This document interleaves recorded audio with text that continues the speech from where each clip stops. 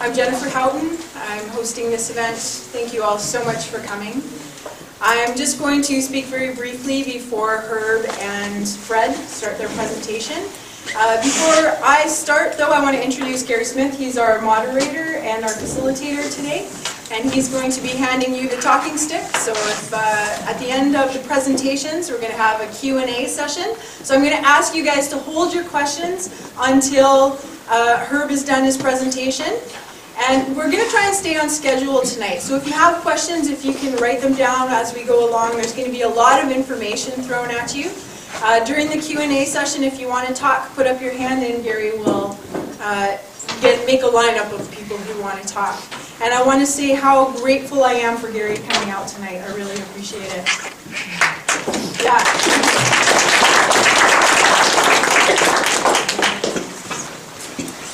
Some of you already know my story, but I'm going to share it for those of you who don't. And I'm also going to share it because some of you have the same story. In May of 2018, my home was flooded. In May of 2017, my home was flooded. After the flood of 2017, I decided I'm going to be prepared in case it floods again. So January, February of 2018, I started to watch the data and I realized we were going to flood again. So I prepared by putting 3 feet of sandbags around my house. There was 4 feet of water in my house. After that first wave of the flood in 2018, we were told that there was going to be a second wave of flooding. The whole town kicked it into gear. Hundreds of people showed up at the arena to sandbag and help other people as well. People showed up with tractors. They showed up with bobcats. They showed up with flatbed trailers. People showed up with food and water. This town came out to support each other. The grocery stores, there was a run on the grocery stores. People were emptying the shelves of bottled water, bread, and other supplies. While I was at the grocery store, the lineups were packed. The other thing that was happening there was a lot of hugging. This was after the first wave of the flood. People were there to support each other. It was very traumatic, shocking, and devastating for every single one of us who experienced that water coming through our homes. I decided our stories needed to be told. This was a unique event. So I decided to film a documentary. In the course of filming the documentary, I realized, well, we need to look at what caused this flood. That was going to be part of the documentary. So I phoned a friend of mine who's a civil engineer in Austin, Texas, where they've been getting a lot of flooding over the past 5 years. And she said, what's upstream from you guys? Is it cities and towns? Is there a lot of concrete and pavement that isn't absorbing the water? And I said, no, there's forests upstream from us. And she said, well, that's where you got to look.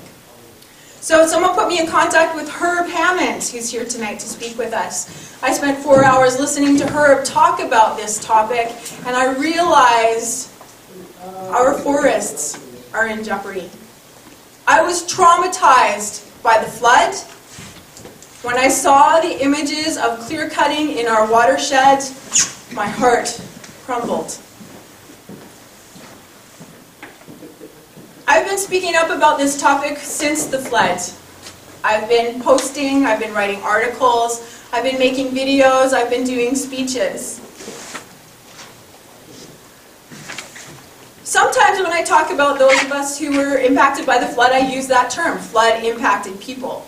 Sometimes I use the term flood survivors.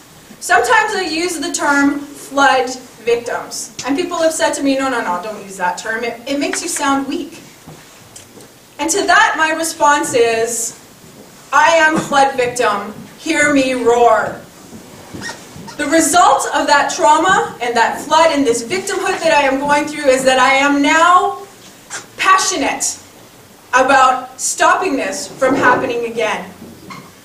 Victimhood has unleashed my courage, and I am standing up for myself and every other person who was flooded. And I am standing up for our forests. I would like to extend my incredible gratitude to Hammond and Fred Marshall for all of the work that they did to prepare for this presentation. They're going to be sharing a lot of really important information with us. So without further ado, I'm going to let Herb take over. Herb is a forest ecologist, a professional forester, and he's been working in the business for over 40 years. He is the author of numerous books, reports, articles. He has been at the table when government has been talking about this. He's been at the table when industry's been talking about this. He's worked with communities across British Columbia in their forests. Thank you so much, Herb.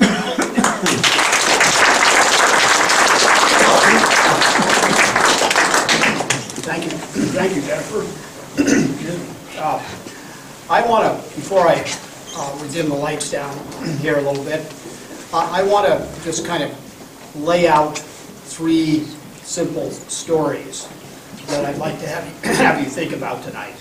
Before I do that, though, I would like to read you a brief quote from a person that we all know.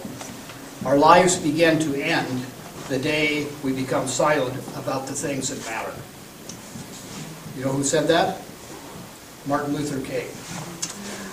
Those words have always been pretty sacred to me, and I think that the turnout here tonight on a snowy winter night bears testimony to the fact that we haven't forgotten those words. Now the 3 stories. Trees are not disposable parts of ecosystems. In spite of what we got taught in forestry school sometimes, in spite of what people would have us believe about how forest ecosystems work, trees are not disposable entities. In a natural forest ecosystem, no tree is cut and removed. If you look at the forest in the boundary from high elevation to low elevation forests, trees commonly live to be 300, 400, 500, and beyond. Can you hear in the back okay? Okay. Not really. Not really? Hello, hello. How's that? That better? Okay. Sorry about that. So I think that's a really important thing to think about.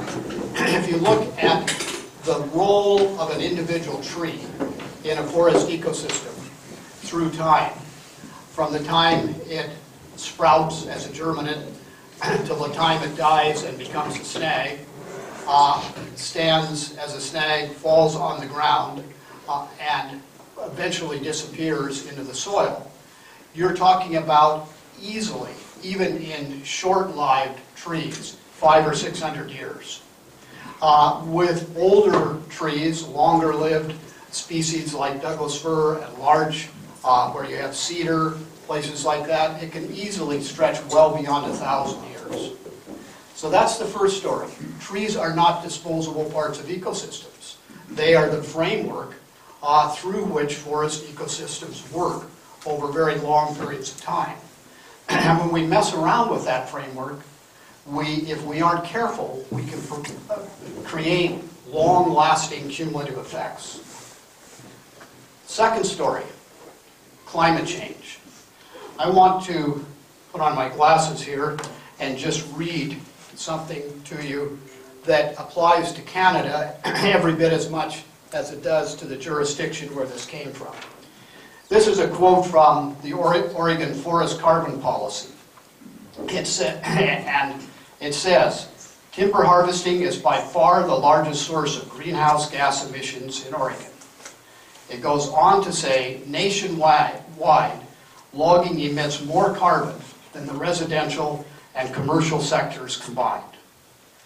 So, if we're concerned about climate change, we need to be concerned about what's happening in forests.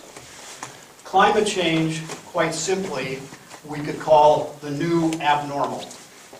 And indeed, it is the new abnormal. So when you want to look at old weather records and use them to predict what's going to happen in the future, don't do that. It's no longer comparable. We live in a time of steady warming, but there are oscillations that I'll talk about a little bit in my talk that of extremes from very cold and lots of snowpacks to extremely dry and droughts. We have to come to grips with the fact that the past is not going to repeat itself in some kind of reasonable cycle, what climate change scientists call strangely singularity. That's done. It's not going to happen. And so that means we have to, as a species, if we're going to survive, we have to make cautious decisions, not aggressive decisions, and we have to say just because it worked for 20 or 30 years doesn't mean it's going to work again in the future. So that's, that's the second story. The third story is a little bit of a story about forestry.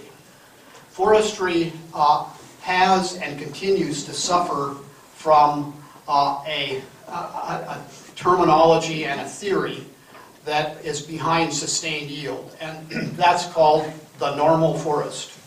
I still remember 45 or 50 years, more than that ago, I guess, in university being told, now I'm going to teach you about the normal forest. And I'd spent enough time in forest by then to wonder what the normal forest was. Well, the normal forest is best described really simply by saying that stuff out there is all unmanaged, doesn't know what it's doing, we need to get it under management and make it normal. So how do you do that? Well, if you have 100 hectares and you want to grow trees to the size they reach in 100 years, then you cut 1 hectare per year, and by the time you've cut through your 100 hectares, you now have a normal forest, and you can go back to that first hectare and cut it again. It's important to know that those are all assumptions of convenience. But those assumptions of convenience have and continue to underlie how we do forestry. I'm going to show you some different ideas tonight, but we need to change those ideas desperately. There is no such thing as a normal forest. What we need to do is learn how to fit into forest ecosystems in ways that they sustain us, because, quite frankly, we do not know how to sustain them.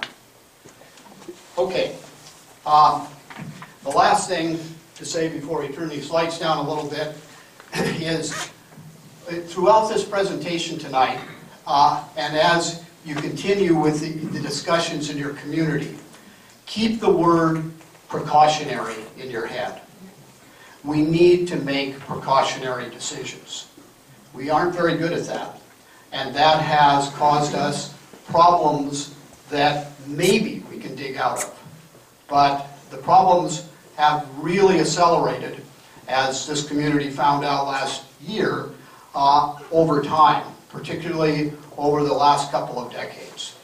So if we can turn the lights down, let's see if we can make this work. So my main focus is going to be tonight on forests and water. When we went from forests and water in this community to climate change and floods very rapidly.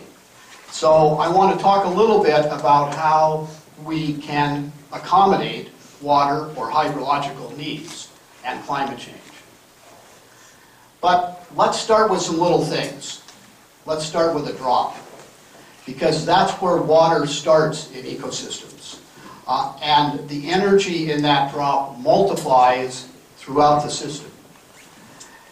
Water literally is the connector of everything. It's like a spider's web. And what we do in small places, in forest ecosystems, in small parts of landscapes, resonates throughout the whole landscape. So I have always thought, as an ecologist and a practicing forester, there's no such thing as a small mistake. I reminded myself of that every day, and I still remind myself of that every day when I'm in a forest doing something. So let's make sure we're all on the same page with what a watershed is. This is a typical example of a mountainous watershed, unlike boreal ecosystems. These are the watersheds that we live in, by and large, are fairly deeply incised and readily recognizable. But I want you to see that a watershed is literally a drainage basin. So the water that starts here at this side of the ridge and drains down here and comes out there, we can see that as a watershed. But that watershed is made up of a myriad of small watersheds. Every one of these little trenches here, or basins, is a watershed. So when we talk about watersheds, we need to realize that every little crease on the face of the earth is a watershed, and all of Earth is a watershed.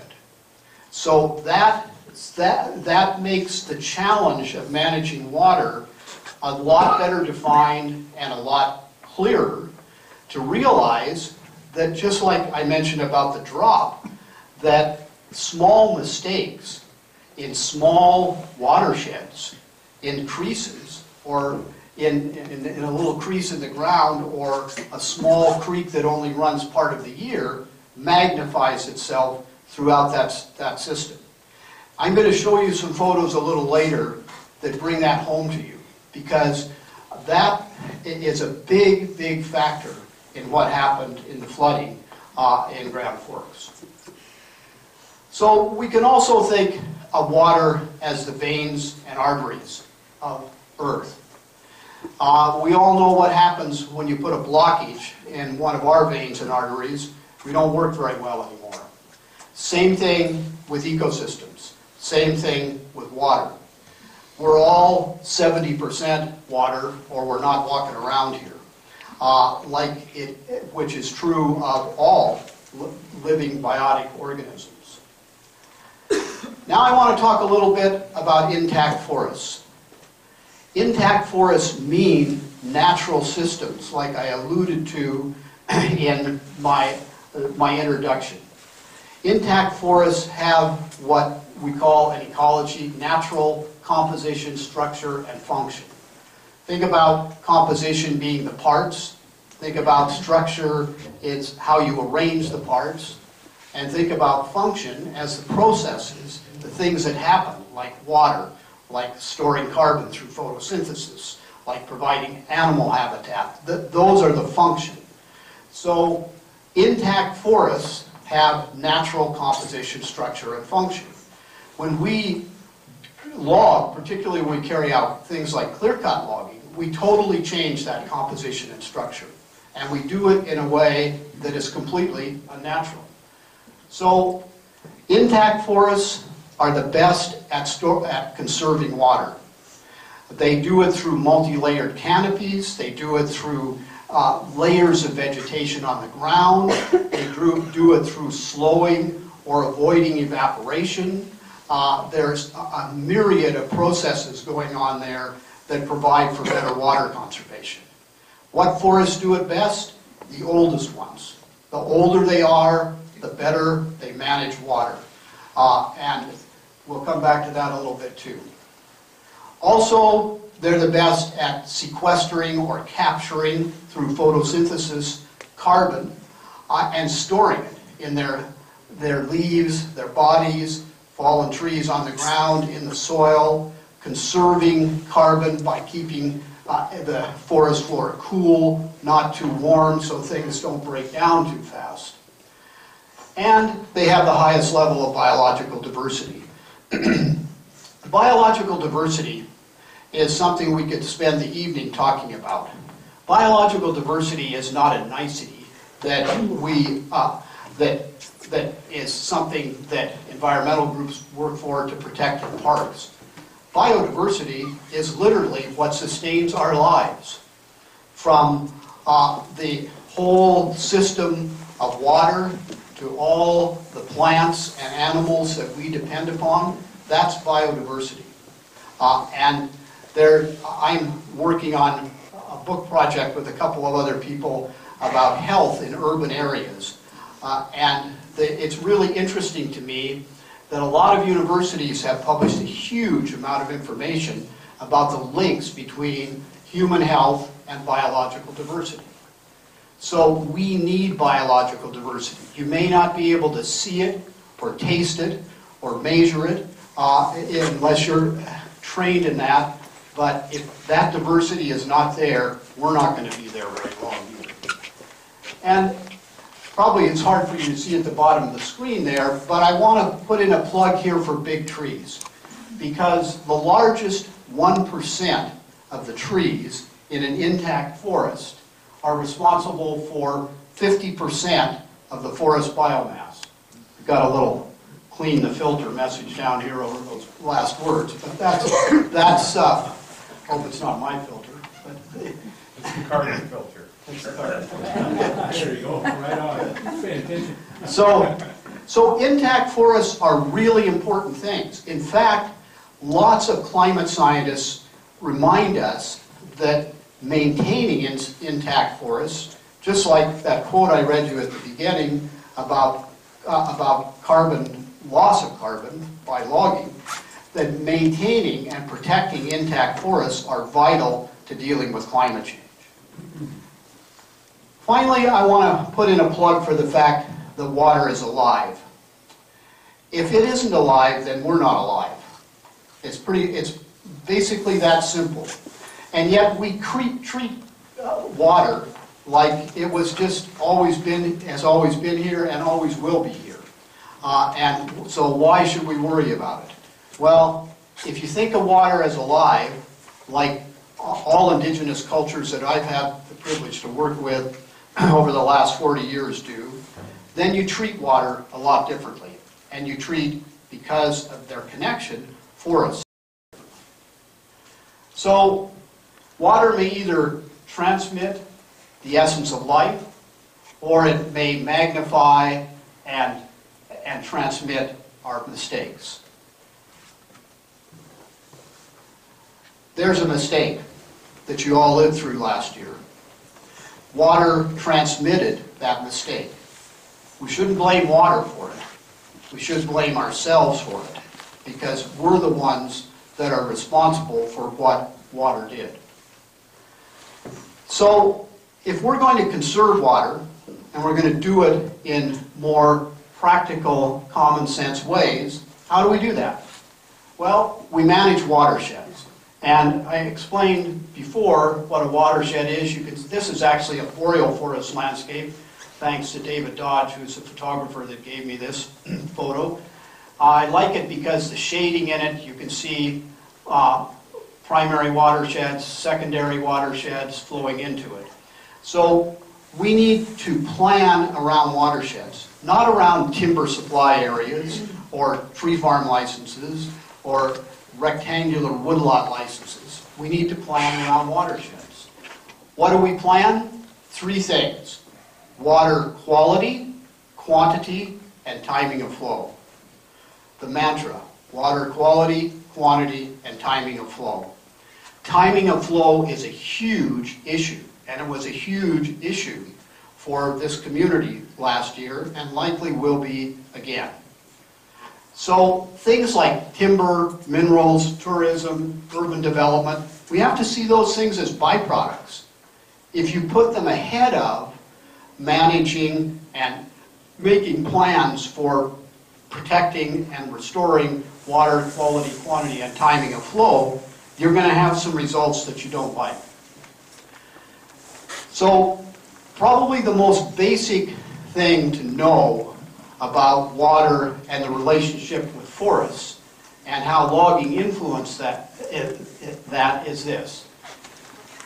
When in a snow-dominated ecosystems like we live in here, or the same is true of rain-dominated ecosystems, somewhere at least 30% and oftentimes more of the precipitation falling on a natural forest with that intact structure, particularly old forests, is evaporated or sublimated. Sublimated just means going directly from a solid to a gas without passing through the liquid state. and move somewhere else in the atmosphere. That's a really important way that forest landscapes and forests themselves manage water. Before we started cutting huge holes in forests and changing their composition and structure from the west coast of Vancouver Island to the prairies here, rain that fell on a temperate rainforest got leapfrogged by that very method across the continent and provided water on the prairies. So now, when we cut holes in that, we change that dynamic.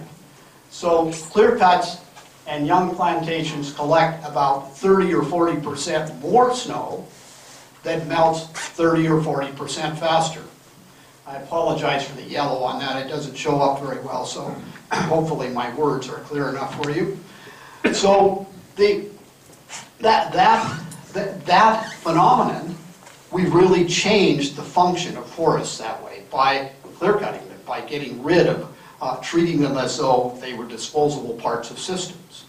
So simply put, we no longer have that leapfrog or landscape ecology effect of moving water, and most of that water stays put in terms of rain if you're on the coast, or snow and snowpacks in the interior. Anybody who's ever spent time on skis or snowshoes in the backcountry knows about that. If you're skiing through a heavy forest cover, you've got significantly less snow than when you ski out into an opening.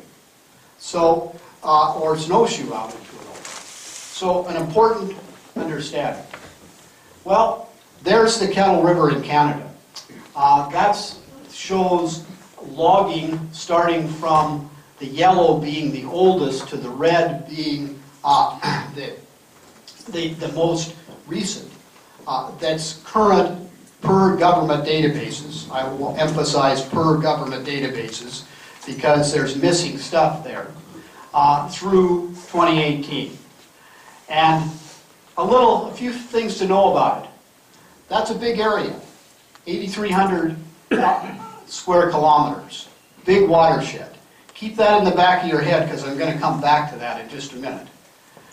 Another really important part is this watershed contains some of the driest areas in Canada, just on the verge of being deserts. They historically have been really dry. What's fed the farms and the ranches? The upper elevation forests. So those forests are what manage the water and the timing of flow and the quantity and quality of water. Roughly speaking, we're talking about 2/3 of the landscape being forest and 1/3 grassland. And another really important thing about this watershed when you plan it and think about conserving it is that 70% of the river flow is snowmelt. That's Environment Canada information. 78, what did I say? Oh, sorry, okay, thank you. Thank you, Fred. That's not atypical, by the way. Where I live, in the Spokane Valley, the same kind of river flow statistics are accurate as well. So, you can see the big protected areas, the Granby and the Gladstone, and outside of that, boy, there's a bad case of the measles here. So, let's talk specifically now about a few more things about this watershed. How do you measure logging impacts in a watershed? Well, you certainly don't measure them by talking about the percent you cut each year. No, you measure them by what you change the composition and structure and therefore the function in the watershed. And the way those things change, the way we change intact forests, is the amount of area that gets logged. That's one important thing. The rate of logging, how fast we do that, is really important. The location of the logging. Is it in the valley bottoms? Is it on the side hills? Is it in the headwaters? Where is it? And are we concentrating it? Are we concentrating it in small spots that come back to haunt us in terms of the big picture? Another really important point that isn't on that slide to say is how we log. Because the more of that natural intact composition, structure, and function you can keep there in that forest, the less impact we're having. So responsible forestry doesn't do clear cutting. Responsible forestry plans to recognizes that there's nothing wrong with a dead tree. Forests are built on dead trees. In fact, I worked in Germany with German foresters on restoration of German forests. And they now talk openly about just that problem. We made it too hygienic. We got rid of dead trees. Our soils went down. We lost biodiversity. And so how we do it and how we see those forests is also an important thing when we talk about logging's impact. Well, here's another picture of the logging again, and thanks to Dave Leversey for these good analyses that he did. Again, the same picture. This one has some blue, if you can see it. It's very little of the early logging, but then yellow, orange, red to more recent. And if we talk about how much, well, at a minimum, there's been about 178,000 hectares logged. That's a big area. It's a big area, and remembering that that area has edge effects that extend into the forests around them. So the influence of that logging would be depending upon the organism you want to think about. For a grizzly bear, it's basically all logged. You can just take the whole thing. For a lot of other animals, it will at least double that amount when it comes to the influence of logging. So the other thing that's not included in those numbers is some of the smaller forest tenures too. Some of the woodlots, the community forests, and things like non-replaceable forest licenses, which I'll let Fred explain to you later. It doesn't include roads either. Roads are a huge place where snow gets intercepted, and the same thing that we're talking about, deeper snowpacks melt faster on roads, just as effectively as they do in clear cuts.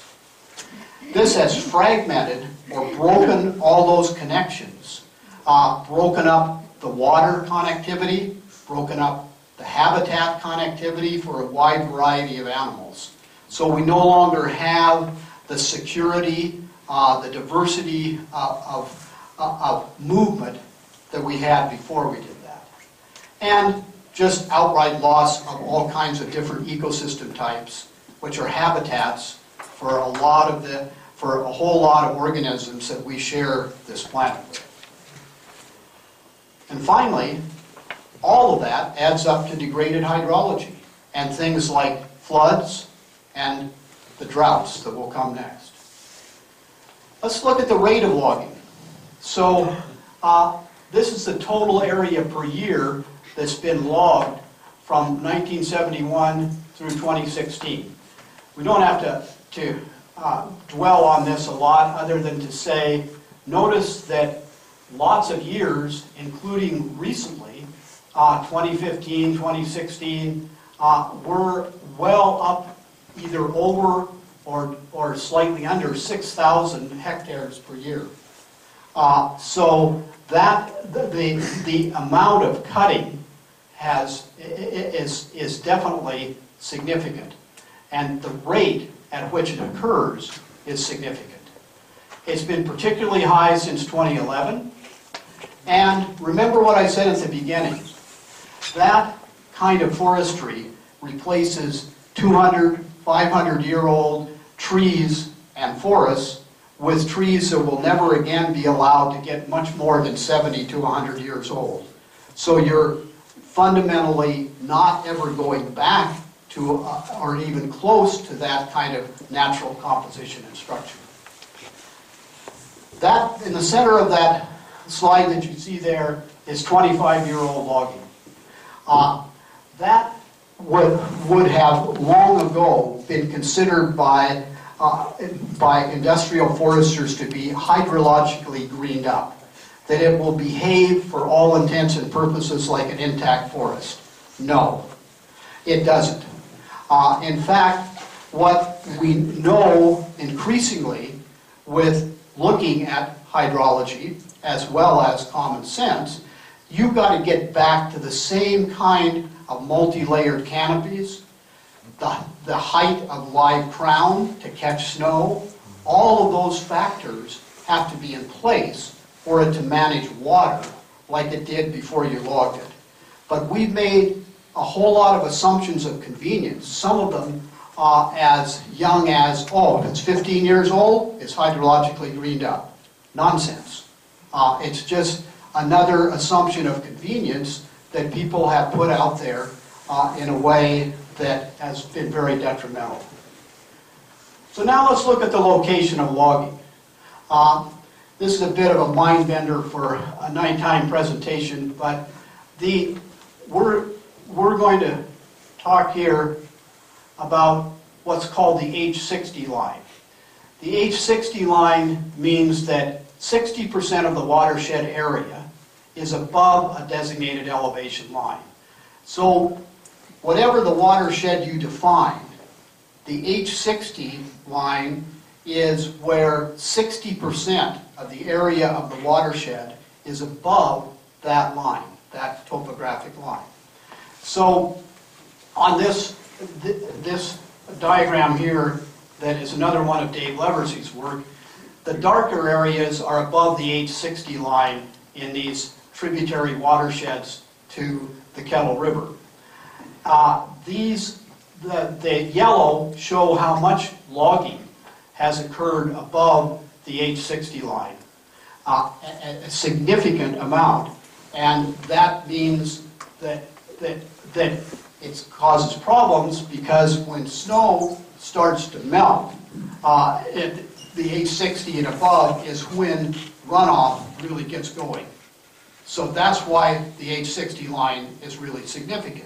It not only collects a huge amount of snow, but when that snow starts to melt, it's going to happen, runoff starts happening faster.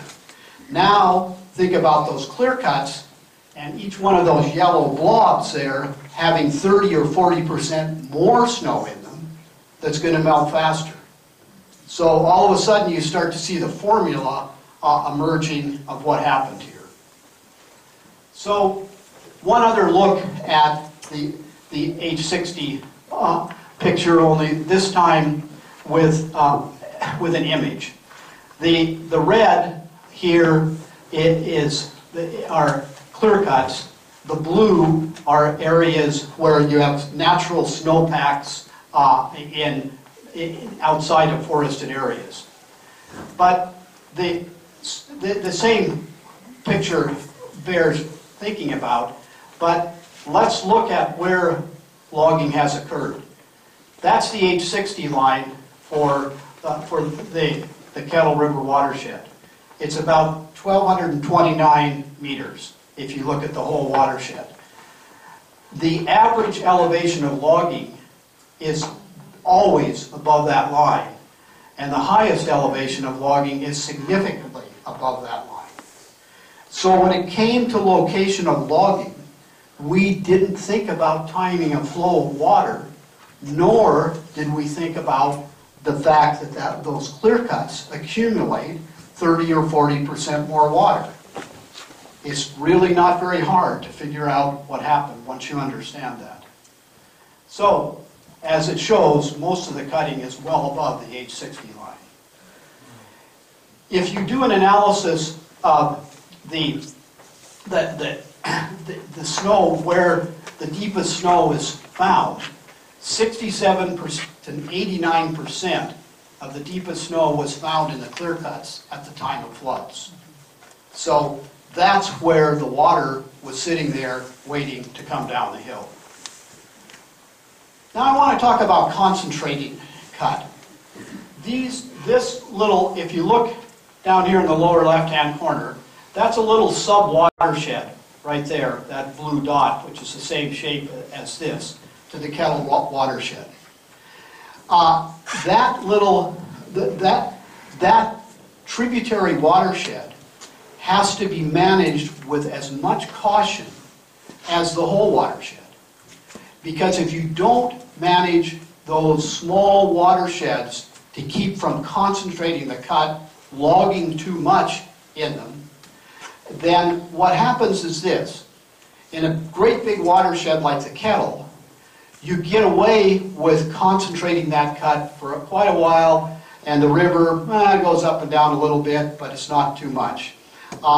That's because, if you think about it, it has the ability in that bigger area, if you haven't concentrated cut in too many small areas, to kind of buffer that. It gets lost in the flow of that big system.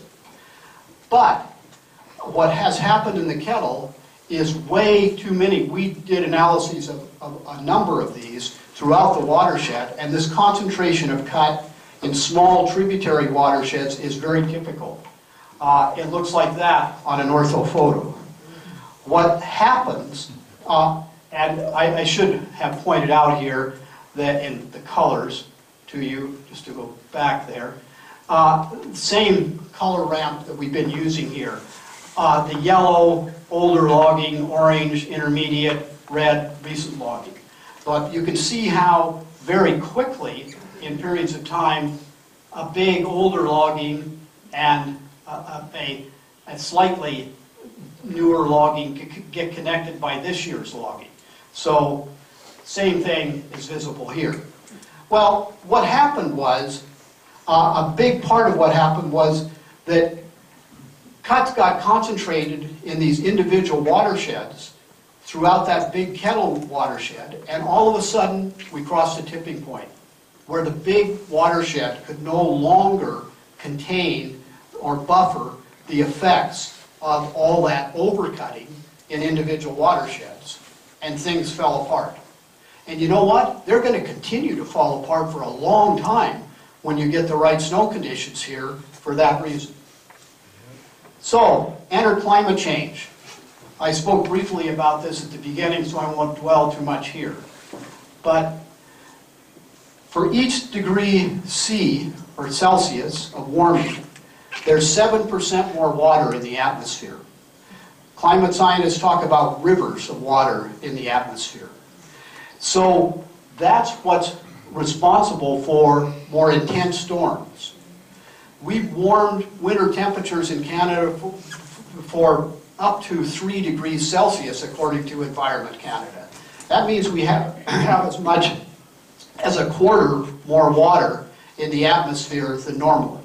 So that's going to mean intense storms, deep snowpacks that melt fast, and particularly melt fast because not only of temperatures, higher temperatures from global warming, but higher temperatures that are exposed in clear cuts. So conventional forestry has a big problem, is a big contributor to that issue. Let's look at one other aspect of climate change. Warmer, drier, drought means forest stress.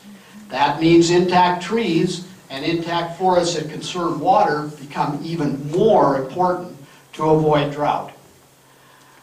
If we don't do that, we're going to see ecosystem shifts. We're going to see ecosystem collapses. Ecosystem shifts mean going from forest to grasslands, forest to degraded shrub fields. That's going to happen here. In fact, I would bet if we walked around, particularly on the interface in south slopes and southwest facing slopes between what are now grasslands and forests, I'll bet you we're seeing forests contract in those places, and we'll keep seeing that.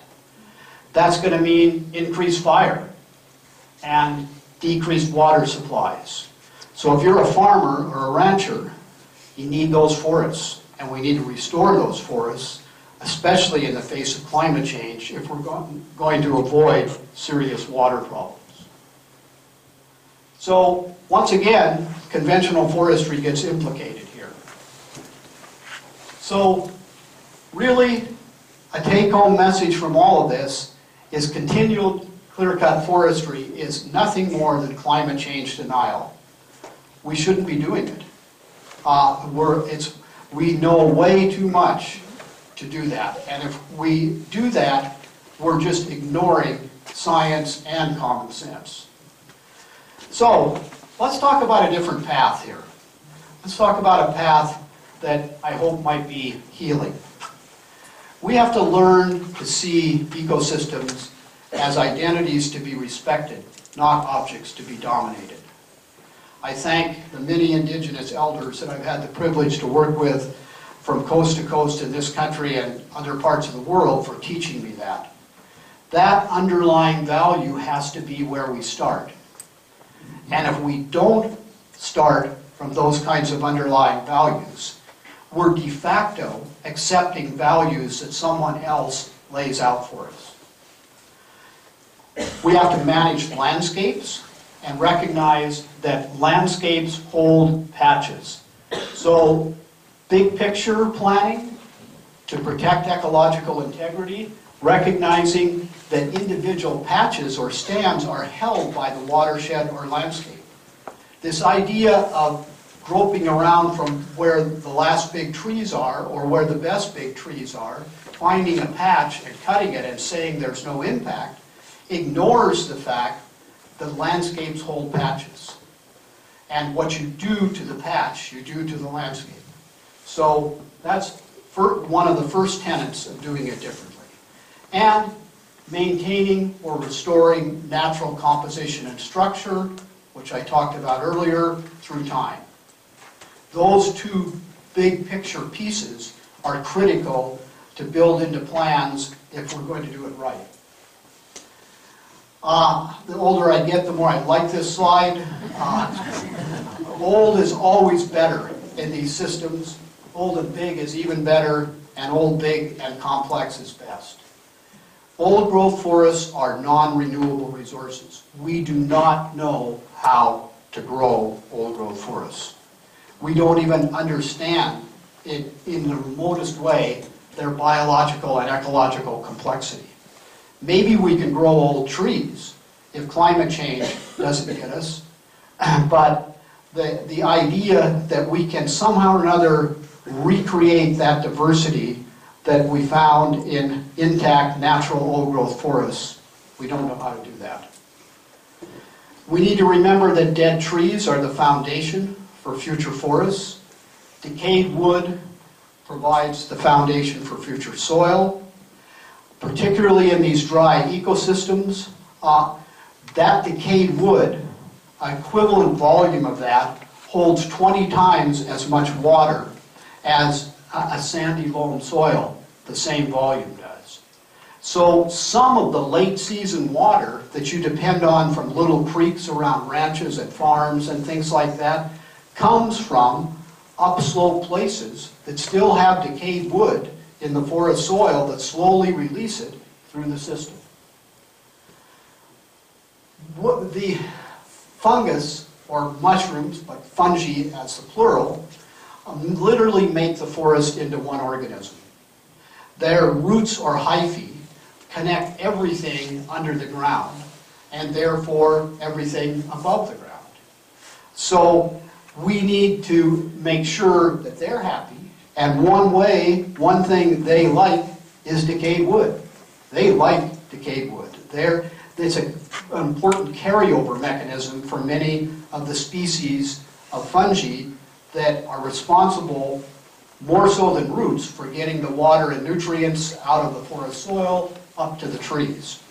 So another piece of the puzzle that we need to consider.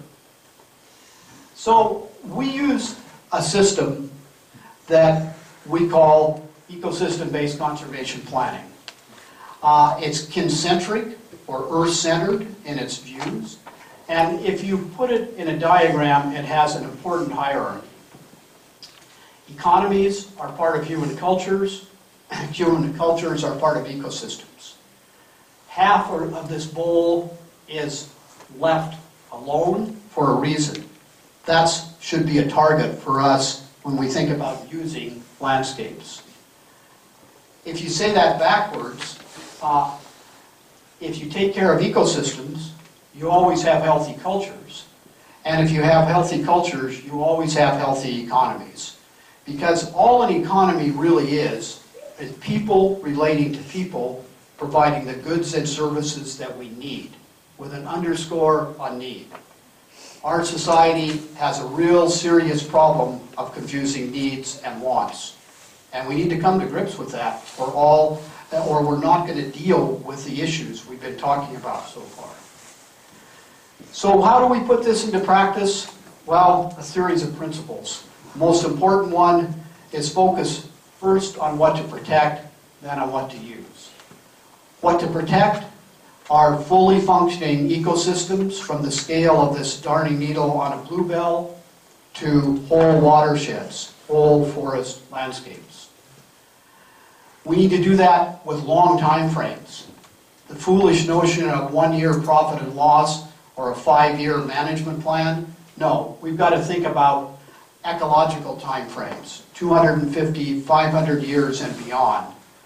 Generations of people live through these plans, tweak it, modify it, make sure that it's continuing to maintain the system. So full cycle plans for salmon, trees, water, even the rocks and minerals. That's what makes up an ecosystem-based plan. 2 important priorities. First one is to protect or restore ecological integrity. That's natural composition, structure, and function. That's what we're talking about when we talk about protecting or restoring ecological integrity. The second priority is to provide for balanced human and non-human use. When I show all those different looks at the Kettle River watershed, that's not balanced use. And every time, I don't care what activity I'm talking about that I've learned as a landscape ecologist in evaluating landscapes, if I see any one thing dominating everything else, I can almost guarantee you there will be lots of ecological degradation as a result, and not very stable economies as a result. So that's an important thing to make sure that we not just take care of ourselves, but we take care of balance for the whole system. I mentioned precautionary at the beginning.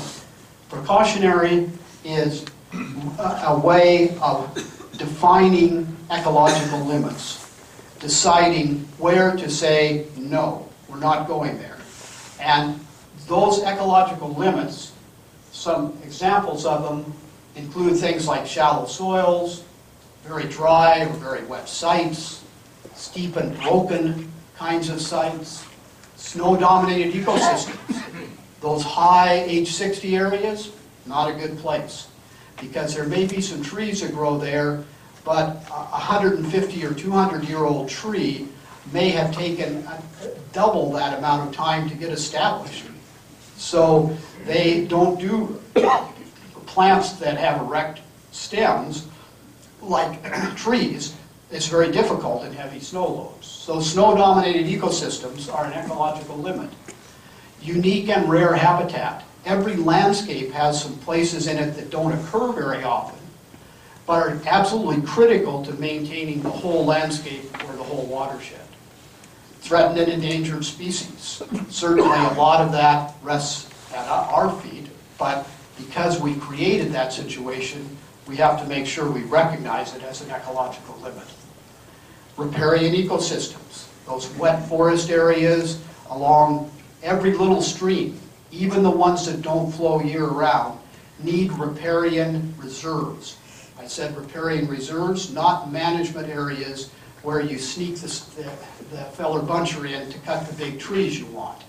But that is protecting the veins and arteries of the system, which is where I began this talk. And finally, old natural forests are critically important as an ecological limit. And increasingly, natural intact ecosystems, whether they're old or not, is also really critical. So how do we do this? We do this through networks of ecological reserves and cultural reserves at multiple spatial scales. That means from the big landscape down to the patch. And I'll show you exactly what that looks like. This is a plan we did for a portion of Nitassinon, or for the Innu Nation, or what is known in Canadian parlance as Labrador. So we started out making a network of reserves there that we called a protected area network, then a little finer scale here for an area that is significantly smaller than the large area of Nitassinon. A subset of that, these don't have watershed boundaries because we were kind of constrained by the administrative planning that the government had there. And eventually down to a manageable sized watershed, and finally to an individual block. You know what? Most of what happens in forestry in this province today starts here and never thinks about these things. And that's also why we ended up getting into the problems that happened the last couple of years here. So, yes, the forestry blocks are important, but they're not the place to start. You need that multiple spatial scale of reserves, and then you can nest forestry within it. Because if you look at this watershed, all of the pink areas had ecological limits in them. The light green, which doesn't show up too well here, were areas that were potential for cutting trees. And so one of those light green areas were picked by the Innu, and I helped their forest crew design cutting there. And the cutting, as you zoomed in, and we spent more time in the field, found that there's some more ecologically sensitive areas, some more small wetlands, and what happened then was partial cutting in a few patches there so that we maintained a network of reserves with forests that have been partially modified in between. There's what it looks like in the Shawnigan Lake watershed on Vancouver Island, which is a kind of almost an urban forest area now with the high amount of settlement that exists around Shawnigan Lake. But you can see the yellow represents, oops, pressed the wrong button. The yellow represents one of the main linkages throughout the landscape. Then the green represent biodiversity nodes connected with these little orange linkages, and all streams that you could identify, you see as these blue worms, are riparian reserves. So that kind of reserve structure is then the structure within which humans can carry out various activities. And one of those activities in one of those areas is a forestry operation. There we found more patches of old forestry structure. We linked them up with small, in this case, ephemeral streams, and found another one here. So we're zooming in to expand those reserves.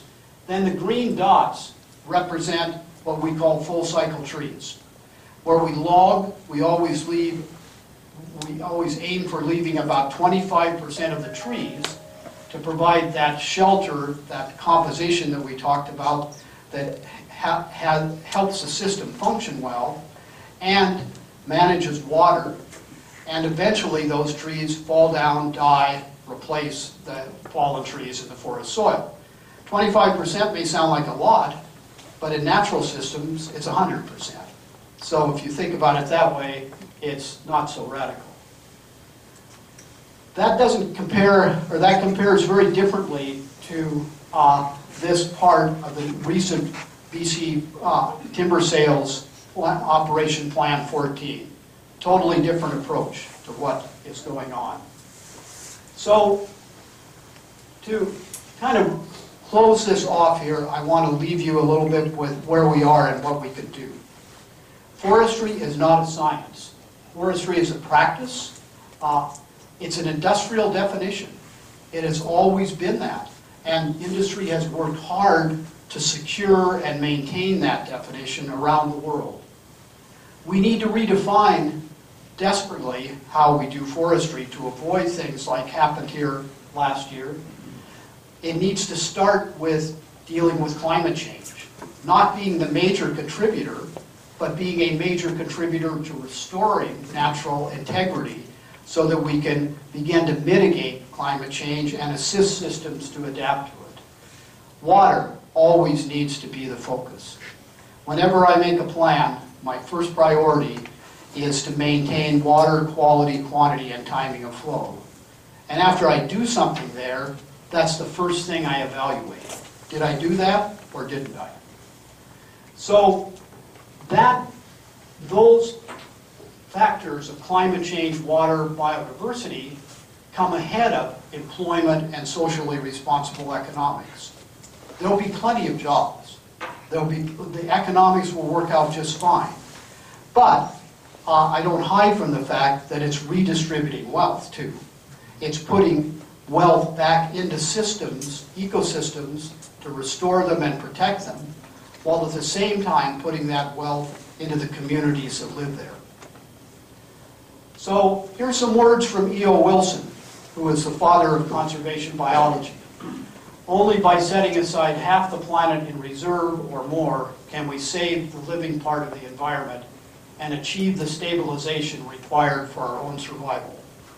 Pretty wise man, pretty experienced, maybe a good person to listen to. Here's an example of how you can do more with less. This is the Hera Proctor Community Forest. They have an ecosystem-based plan with the primary focus being the protection of water. And they have a value-added mill that produces a whole spectrum of products. Interestingly enough, if for every tree they cut or every logging truckload or every 1,000 cubic meters of wood, which is another way to measure it. A logging truck takes about 40 cubic meters of wood. But whatever the gauge, they produce 5 to 7 times as many jobs per tree cut as conventional forestry. So it doesn't take a lot of common sense to realize that if we did serious value-added manufacturing, we'd take a lot of pressure off of forests. So it's within our reach. A forest with diverse, fair land bases, protected networks of ecosystems, healthy water, instead of less than a job per 1,000 cubic meters, which is about 30 truckloads of wood, that we can have 5+ jobs for that same amount of wood within our grasp.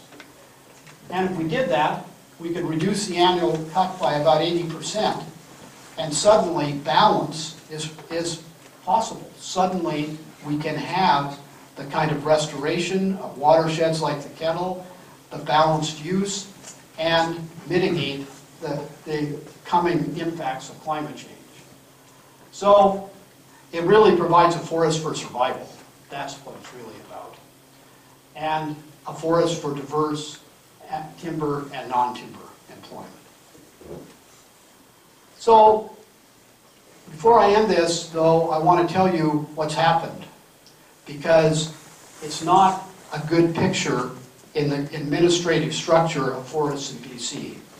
The Forest Service, which used to have planning and approval and disapproval functions, is gone. Legislation that defines and regulations that define clear standards where people can be held accountable, gone. The public has no standards on which to rely. Instead, you're asked to just trust the professional, called professional reliance. Professionals that, in my opinion, and I speak as one, have a professional attitude, are quite happy to have standards that provide bounds within which they function. The bounds of how wide the riparian reserve should be, and with a set of variables to evaluate and determine where you fall in that, that's one thing. But to say you don't need a riparian reserve, don't worry, the water will be protected, that's not a professional approach. So professional reliance needs to go. Accountability, because there are no standards, is gone. Access to meaningful information, it's basically gone too. You try getting information. The government doesn't have it anymore, and timber companies don't have to give it to you. Annual reports that used to be published by the government of what's going on in the Kettle and everywhere, so you can see how much has been cut, how much has been planted, what has been done, those are gone too. Forest research has been diminished to the point that we really can't address the problems that we need to address. Intact natural forests are almost a thing of the past as well. They're rapidly disappearing. Same thing with old growth. You know how important those two things are now to taking care of water and overall forest health. Forests contribute significantly to climate change. We've established that one. Annual timber cutting rates are based on models, not on inventories. We have a distinguished inventory forester, Anthony Britnoff, who has pointed out to the Forest Service that the cuts overstated here by at least 20%. Does he get listened to? Oh. So, forest inventories are gone. We're studying how to do them better, but I don't see much happening yet, and so I'm going to remain a skeptic there. This one always blows my mind, that the BC Chief Foresters Leadership Council consists of the chief foresters of all the major timber companies. What? I thought we called those public forests. I wonder what happened to the public. So we manage for all values, but short-term timber always ends up trumping. And less jobs per tree cut than anywhere else in Canada. We do the least with the best in BC. And finally, we continue to export logs, which is just exporting jobs. So, we need more ecosystem-based conservation plans, as we talked about. Those plans are going to focus more and more on restoration. What's restoration? Well, first of all, stop making the mistakes that creates the need for restoration. The pictures I've shown you tonight of the Kettle, that needs to stop. It needs a rest. It's not what we're talking about there is a need for restoration, not more logging. And then, once you don't stop doing that, you want to assist, what restoration means is assisting natural processes to reestablish natural composition, structure, and function, or integrity. But we can only assist, we can't do it. And it will take centuries, in many cases, for that restoration to occur. Here's a couple of examples. For 30 years, I've worked with the Hecla First Nation, which is a very dry Douglas fir forest across the Fraser Canyon from Willouette, to do what we call ecocultural restoration. The focus is mainly there on restoring water, which is very scarce, and restoring food and medicine plants. Here's the kind of thing you could be doing for restoration in boundary forests. This is in the Slocan Valley. This is in a wildland-urban interface, but it could be anywhere, to start building resilience back into forests that are faced with the stress of drought. And you can get some trees that you can sell from doing that. But forest integrity has to be the focus. Ecological integrity has to be the focus. And the wood that comes out is a byproduct. You don't go just pick what you want. You let the ecosystem tell you what to pick. And you need to maintain full cycle trees in partial cutting, like this example of the Hare Proctor Community Forest. So, I laid out some big challenges for you. But the fun part of it is to learn to think like a forest or an ecosystem in a climate change world. Big challenges there, but I happen to believe we can do that if we set the right values, and use the right information to go in the directions that we need to go. And if we do that, maybe there will be a pot of gold at the end of the rainbow. Thank you. Hey.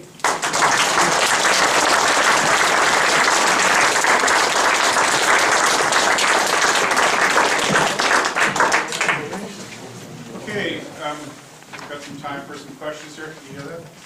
Can you hear me? Leave it on, it'll kick in. Okay. Check, check, check. There we go.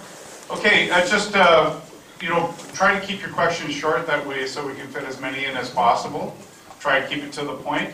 Just raise your hand, stand, state your question. I'll repeat it, and then give Herb an opportunity to answer.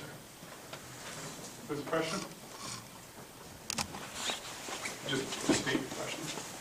Okay, Richard Cannings in the Gazette this week mentioned how there's an excess of fuel in the forests, and we know that clear-cut logging can affect things as far as how quickly melt comes down, and also if there's a powerful fire that destroys a lot of trees, that can increase how quickly water can come down.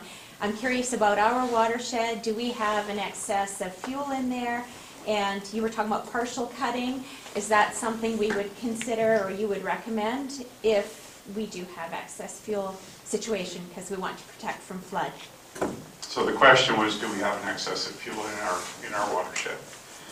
Okay, first of all, I would need to spend more time on the ground looking at all aspects of your watershed to give you a full answer to that question. So I'm going to give you a general answer to say how you would go about doing that. First of all, just a couple of comments. Clear cuts, the most flammable kinds of situations are where you have dense ingrown forests that have what are called ladder fuels. Little trees, medium-sized trees, big trees, and they're all kind of linked together. So wherever a fire starts, it is transmitted throughout that linkage, and it can happen very fast. So where you have those kinds of situations, it makes a lot of sense to thin those so that you can reduce the ladder fuels, reduce the understory density, because what causes the crowns oftentimes to build a crown fire, which really runs rapidly, is heat from below, not so much just heat from the side, but heat from below. And another thing to point out is that clear cuts and young tree plantations that come from them are some of the most flammable kinds of forests because their crowns are all touching. What's really flammable in a forest, more so even than the wood that you think about, the dry wood, are the green needles because they're full of volatile oils. And so fires can spread like a grass fire in those kinds of situations. So the last thing to say is you size up the character, the composition and structure that's there, and then you create a diverse kind of structure that reduces the fuels where you find them, create some places where you have some fire breaks that you can get people to in case you get a big wildfire. The other thing to say about fires and water is the snags, the big old trees, stay behind and in those situations. And we now know that salvage logging can cause more damage than logging before a fire for a lot of reasons that we don't have time to discuss tonight, but some of them have to do with the fact that that's a natural successional process. And what I'm going to say next, and that's that when you may have some water issues with that fire for a few years after it occurs, but as those trees fall and start to decay, that buffers the system as well as new trees growing because you have decayed wood that holds water.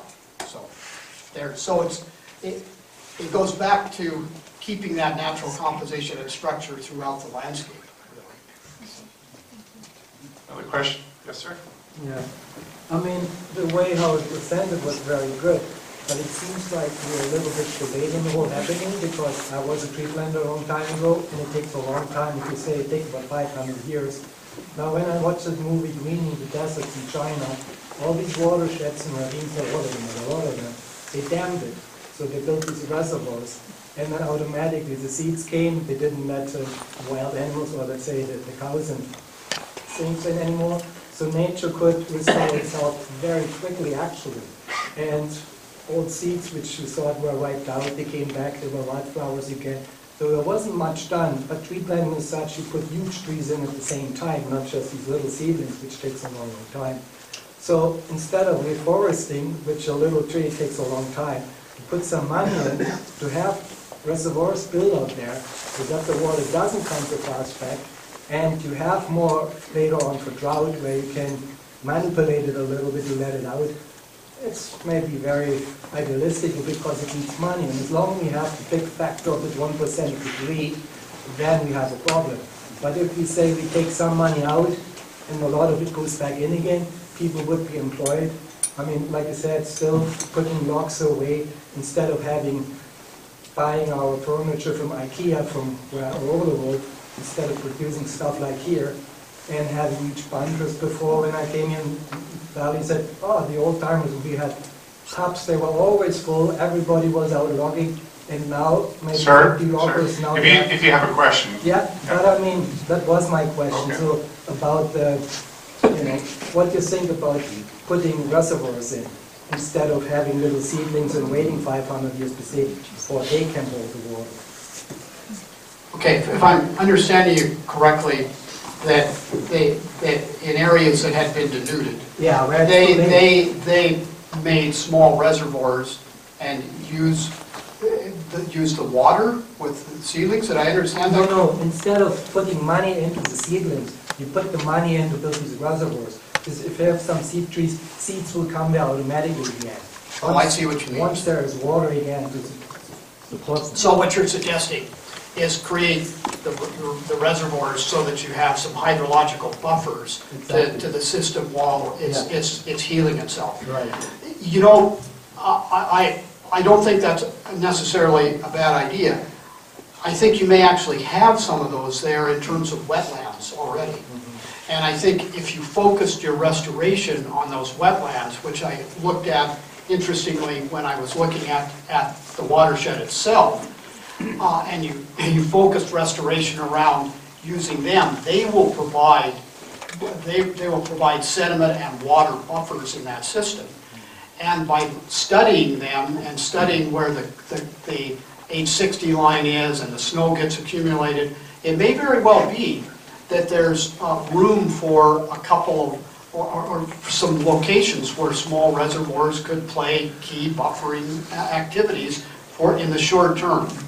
But I would emphasize that they need to be structured in a way that over time they are dismantled and become part of that natural system. But it may very well be that would be an interesting thing to think about there. You got to be careful too, because you don't want to create something that could break and end up causing more problems too. But it's an interesting idea.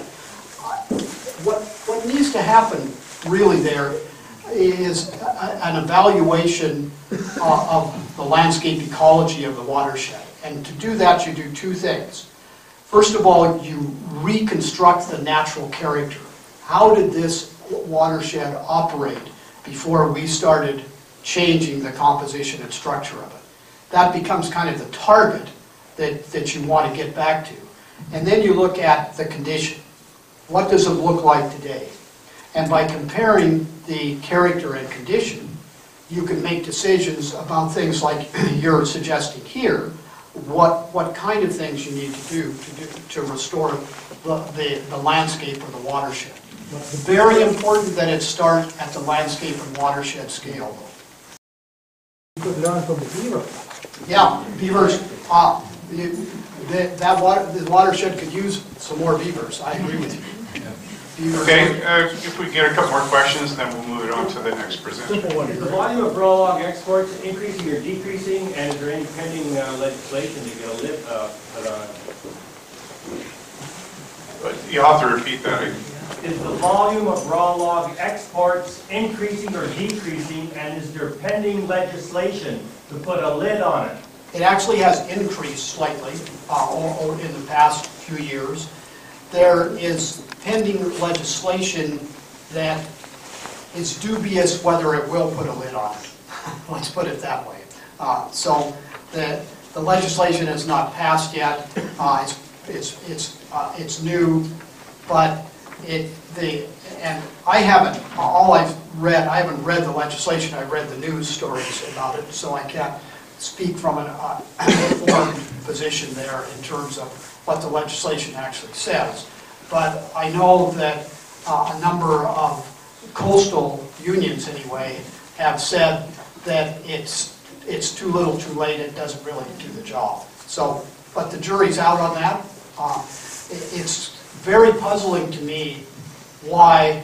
See, one of the things that happened that is the tenure system here, where we essentially gave away huge blocks of public forests to private companies who make lots of money from logging there with few checks and balances to them. And so now it's hard to take those rights back. And one of those rights that they fought hard for was log exports.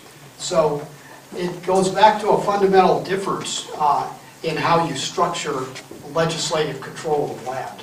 And if you ask me one big thing that had the potential to change forestry here, that would be to get rid of the tenure system and put the ownership of public land back in control of a public agency.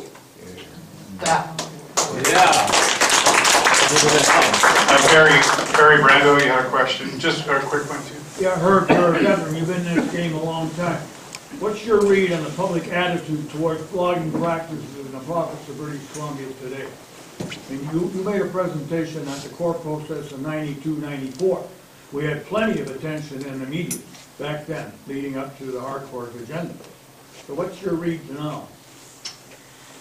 Boy, I flip-flop back and forth on that. You know, I'm really glad and encouraged on a snowy January night to see a room full of people interested in it. I would say to everyone here and outside this room, it's not going to be governments that make the changes we've been talking about. It's all of you and me. That's what happened. That's what created that pressure in 1992, and that has to happen again. And sometimes it's hard to keep optimism going, but the one thing that does make me optimistic is we know more now. We know more about how forests work, we know more about ecology, we know more about water, and we know more about how to make meaningful jobs. So we need to push for that package and not take no for an answer. I think that these kinds of meetings are really critical. While the internet has its advantages, I think what we're doing tonight is communication. I'm not so sure that emails have the same level of communication and connection and create what happened in '92. So I encourage you to get together. I encourage you to have diverse ages, diverse interests, and build the kinds of community consensus that politicians have to listen to. But that means courage too. It means the courage to say we can shed what's been a long system here. And quite frankly, as a father and a grandfather, I really believe if we don't shed that system, we're leaving a world that's going to be not very good for the kids coming along. And whether we can make it or not, it now becomes kind of a matter of survival. Okay, thank you very much. Another round of applause. There will be time afterwards at the end of the session, towards after the last presenter. We'll have a breakout session, so this is not the last meeting, this is the first meeting, so there'll be lots of opportunity afterwards. So go ahead, take a bathroom break, and I'll shout out for us to reconvene, and then we'll get together with Fred Marshall. So fantastic presentation. Thank you so much, Herb, for all of that valuable information and insight, sharing your savvy with us. A couple of things I wanted to say before Fred starts. I forgot to say at the beginning because I'm so excited and so passionate about this. I'm incredibly excited to see all of you here today. What a fantastic turnout, amazing. The presentation is being recorded. It's going to be available on the internet. It will be on Facebook. It will be on YouTube. So if you missed anything, it will be there for you. The other thing that I wanted to say, and in my excitement I forgot, and this turnout reminded me, and the things that Herb was saying reminded me that this is an exercise in people coming together. This is not a witch hunt. This is not about pointing fingers. This is about all of us coming together to make positive change together. We all want the same thing. We want a thriving forest. We want a prosperous future. And working together is how we're going to make that happen. So I want to thank the industry representatives who came tonight, the government representatives who came tonight. This is the beginning of our dialogue and our building and creating together. So Fred Marshall is up next. Fred Marshall is a local man. He's a rancher. He's a guy on the ground. He's also a professional forester, and I'm probably going to mess this word up. Professional agrologist, yeah, and a certified arborist. So Fred is the guy who knows trees. Thank you so much, Buchanan, welcoming Fred.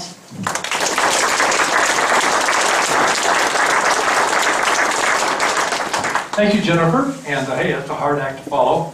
And you're not going to see near as fancy pictures up here, more words and things like that.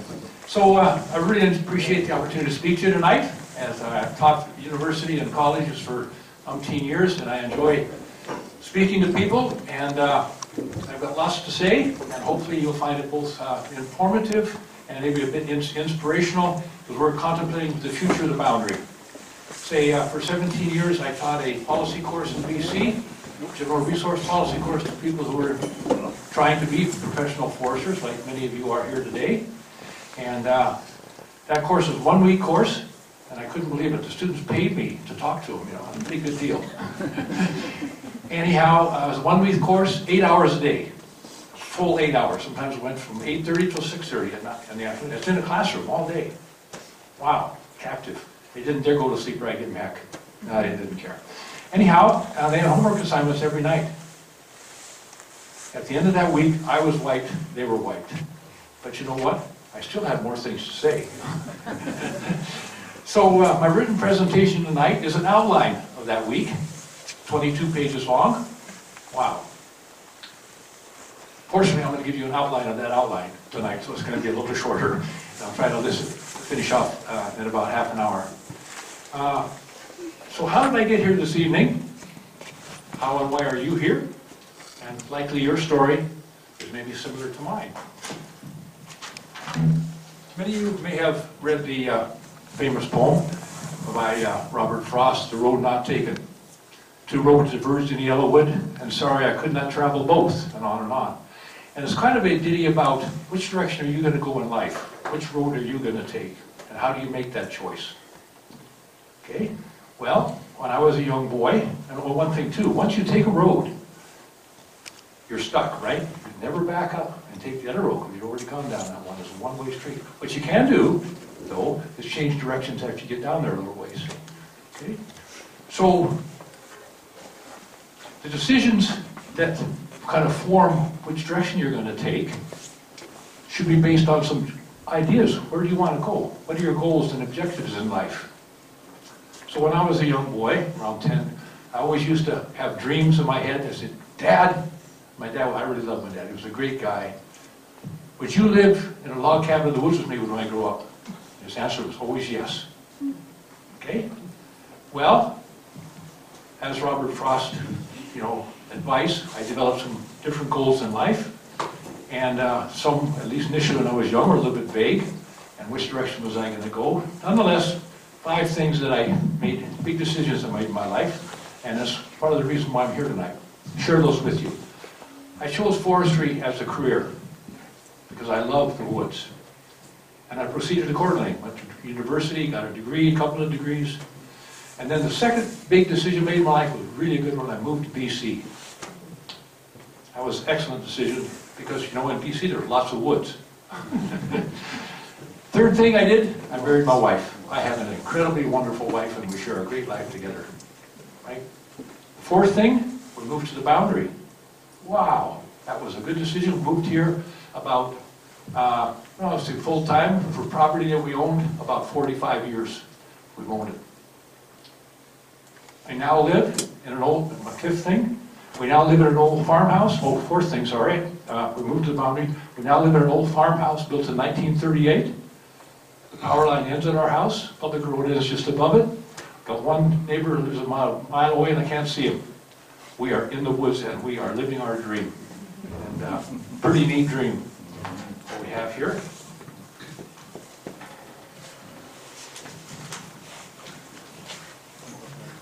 So, see, I've been practicing forestry about 55 years, 52 of them in the Okanagan boundary. So I first started in Oliver, and man, a lot of times in those days, and lots of changes. And some of you maybe consider me a bit of an old historic, an out-of-date old fogey. Others might just call me an old artifact. Nonetheless, both my wife and I have dedicated our lives to ensure the boundaries area resource, and even all of BC, are well managed. And it's because of this work and my life that I was invited here to speak. And so I'm really happy to have an opportunity to share with you some of these thoughts that I have. I got lots of them. And my philosophy of living. I call it 3 F's you're going to get. Fred's Forest philosophy. I don't spell too well, but it sounds good. So, that's why I'm here. And I would like to think that's why you're here too. You might have some slightly different paths, slightly different roads that you took in life. But the main thing is you're here. And you're here tonight. Why? Because you care about the boundary. Right? You care about what happens here. And we care about what happens in the future. As Herb said, I got 8 grandkids. And some of my younger ones, they just love coming to visit us here on our little ranch and whatnot. So my presentation tonight has got 3 parts. First of all, what is the present status of the boundary? How did we get here? A little journey from the past to here. And what can we do to ensure a safe, sustainable future? And we can look at that as the kind of the blue and not so happy person there. Our future? Okay. Well, there's some people in this room probably got hit bad by the flood. Probably not too happy. Maybe lost their home, maybe lost their property. Some people lost their businesses, and they're gone for life. Could be a long time before they get over that and could look to a little happier future. So it's been about 8 months, I think, since that. And some people are still in that mode and moving. Whoops, sorry, over to here. You want the lights up? No, I think I'm okay. Right now I can see my paper a little better. Thank you. Yeah, everybody see that okay? It's not too bad. I don't have near as nice a picture as Herb did. So our future, the first 2 there. Okay, some people are, businesses are back. Maybe they're living in a home. Maybe they've got a shelter yet, maybe not, or whatever. So that's nebulous. And so we're looking at, probably we got 6 to 8 months so far, and it might take people 5 or 6 years to get so they can have at least a straight face there. Hard to get over some of this stuff, right?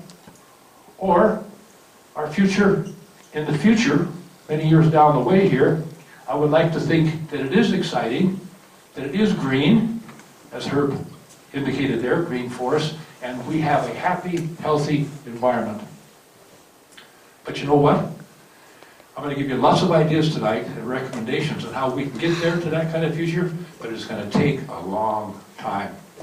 Because the main impacts on our boundary here include logging, road building, ski hills, we've got 3 of them, mining, ditches draining wetlands. People, I just saw them just digging some more yesterday. So that's still happening. Dikes, we build lots. Dams, we built lots, still some existing, some are gone. Railroad building, almost all abandoned.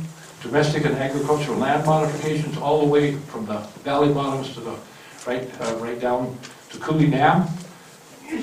And these have been imparted on our landscape over the last 90 years. And it will take a long time to ameliorate those, right? Because we're still doing them. I still see cottonwoods being cut down along the trees, wetlands being drained, etc. So it's going to take a fair time to restore our lands to a healthy, productive state.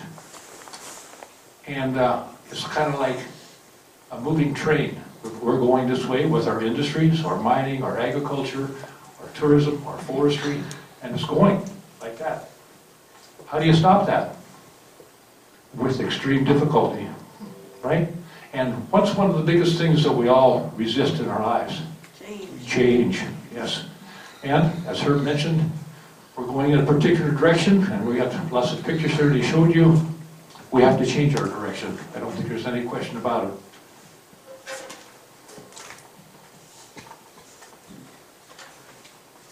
So, I'm going to move on here, and I want to talk about the status of our watershed.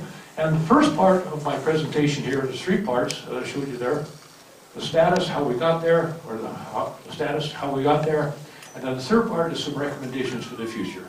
So the first part, I cite several scientific papers, several research documents, some publications just put out here just recently by the some local people here. So it's just information. And if you don't believe it, then I've cited all the papers here. Jennifer's going to put every one of them on her website so you can read them for yourself and make your own interpretations. I just give you a summary here. First one is the Kettle River Threat Assessment done just a couple years ago by Graham Watt, who was our previous watershed manager. And they put in 90 plots across the whole landscape, down low and up high. And they evaluated whether the riparian system, the ecosystems, the watersheds, were functioning or not functioning. There's three colors here. The light green on top means, hey, that's properly functioning, we're pretty good. Down below, functioning, but not so good. And down here, not properly functioning at all, because too much. And notice this is the main drainage of Boundary Creek, and this other one here is the Kettle. So those are the two worst ones that they sampled. Why are those so bad? Because of the intrusions we made on the landscape with building, highways, railroads, agriculture, draining ditches, etc. And cutting down the trees, like I said, and that's ongoing today. Building campgrounds. How many campgrounds are along the Kettle River? Lots of them. So, obviously some room for improvement, and he has got several recommendations that he's put forward to change that. We can increase that, but that is not a very pretty picture of our riparian health, is it? Right? So I would say maybe, looks like over half are not in good shape at all. Okay, so here's the similar picture that Herb showed you. This was later though. This only goes out to 2014, so the last 4 years of harvesting, around 6,000 hectares per year, or about 24,000 hectares you have to add on to this, and I have the second slide that Herb had. And this was done by Graham Watt. So his assessment of the logging in the area. And then another one, October of 2017, the ministry, under their Forest Range Evaluation Program, did a study of both the arrow and boundary areas, and they took 160 samples, and they found that 43% were properly functioning, so pretty good in the green, 20% were functioning but at risk, 28% were not properly functioning, very high risk, at 8 were not functioning. It means they have basically got that stale water that Herb showed in his slides. Summing the last two, equals about 37% of all streams sampled were the lowest two categories. Not a very good reflection of our handling of our resources. Not a very good reflection. And I just wanted to mention here too that, kind of tying with what Herb said, if you take an empty glass and you pour in some Kool-Aid and a little bit of sugar and whatever and water and put in there, and then what you dump out is what? It's a mix or a sign of what you put into it, right? Well, if you take a look at the streams, and the river we see flowing by our doorstep is a reflection of what's happened up in our watersheds, because it's connected, right? And if you see lots of silt, lots of dirt, high water, and things like that, that reflects where that water came from. And you saw what happened this spring. The FREP report stated, if I have it here, the FREP report stated why caused these impacts. It says logging was the main impact of the 13 high or medium impacted streams with low retention, falling and yarding and machine disturbance being the main causes. Sediment from roads also impacted 5 of the 13 higher medium impacted streams. Livestock impacted 4 of the 13 streams. Another study, done by University of British Columbia, and I'll give you just a summary of it. It states that cutting down swaths of forest in snowy regions, like above the H60 line, at least doubles and potentially quadruples the number of large floods that occur along the rivers and streams passing through these forests. Another study, 2018, from the, this is a interior of the BC Forest Professional magazine. Our publication came out and says forest harvesting has been shown to influence peak flow in snow-dominated watersheds, which we have, depending upon the climatic and physiographic conditions of the watershed, as well as the amount and intensity of forest harvesting. And showed, again, Herb showed you what the amount and intensity of that was. And work in the headwaters of the Penticton Creek watershed, which I'm very familiar, that's where I started my work in BC, was in Penticton Creek, and I laid out roads right alongside the reservoir, shows that once harvesting extended across 40% of the study basin, there was a significant reduction in water yield during the July and August low flow period. In the spring of 18, this spring, what did we experience? Those high flows. What did we experience in the fall? A drought. Wow. That's what happened. That's what they predicted. That's what happened here. Obviously, not a good recognition of what happens up in the upper part of our watershed. Another study, findings illustrate how forest harvesting has substantially increased the frequency of the largest floods in all study areas, regardless of record length, and this also runs counter to prevailing wisdom in hydrologic science. And the prevailing wisdom in hydrologic science was if you only cut 1/3 of an area or 30% ECA area, you would have no measurable effect on the water. That's what we thought. That is not right. More study has blown holes in that and shows that is not correct. So there's the H60 line, which Herb has already shown you. There's the logging. This is an updated one now. This does show up right at part of 2018. And it doesn't indicate on here, too, what's planned for 2019 or 20 or 21 and 22, which means we're going to add to that significantly. Some of those have what we call green up, but we'll talk a bit more about that later. But as Herb says, it takes a long time before you get hydrologically greened up, before it's going to act like an older forest.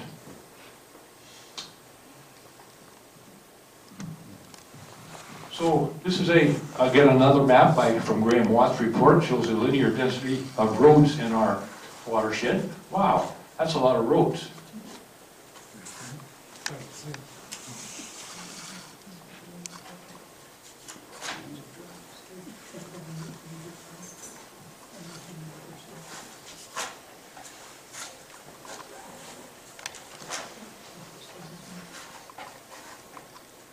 So, how many roads is that? Well, you can see the two protected areas there.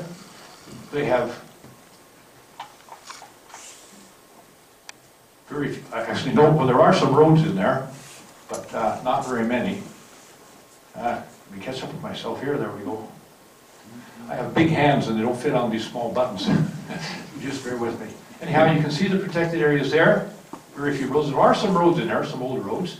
And I've talked to a guy who likes to hunt up in these areas, and he says there's lots of ORVs go in there anyhow, which is a shame. It's supposed to be protected.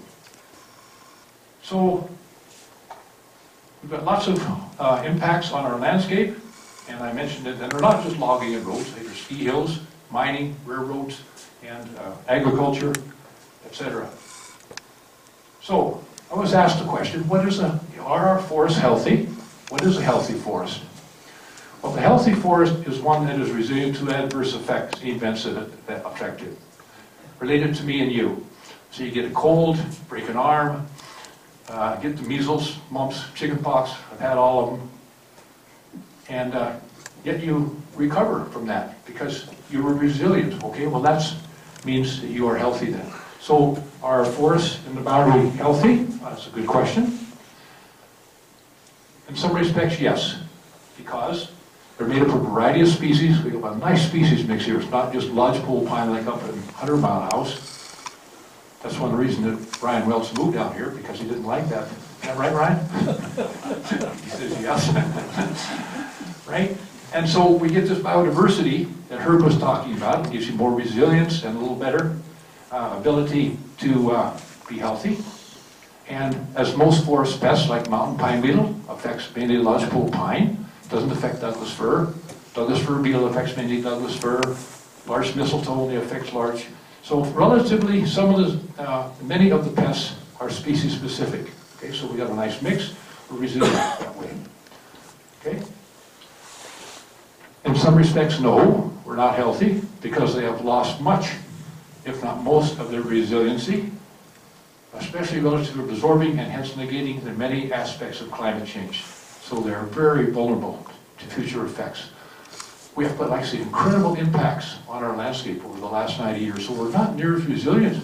You know, I get a few more maladies wrong with me and I won't be able to walk so well. That's just nature. You have so many things you break down and you can't resist or absorb anything more in your system.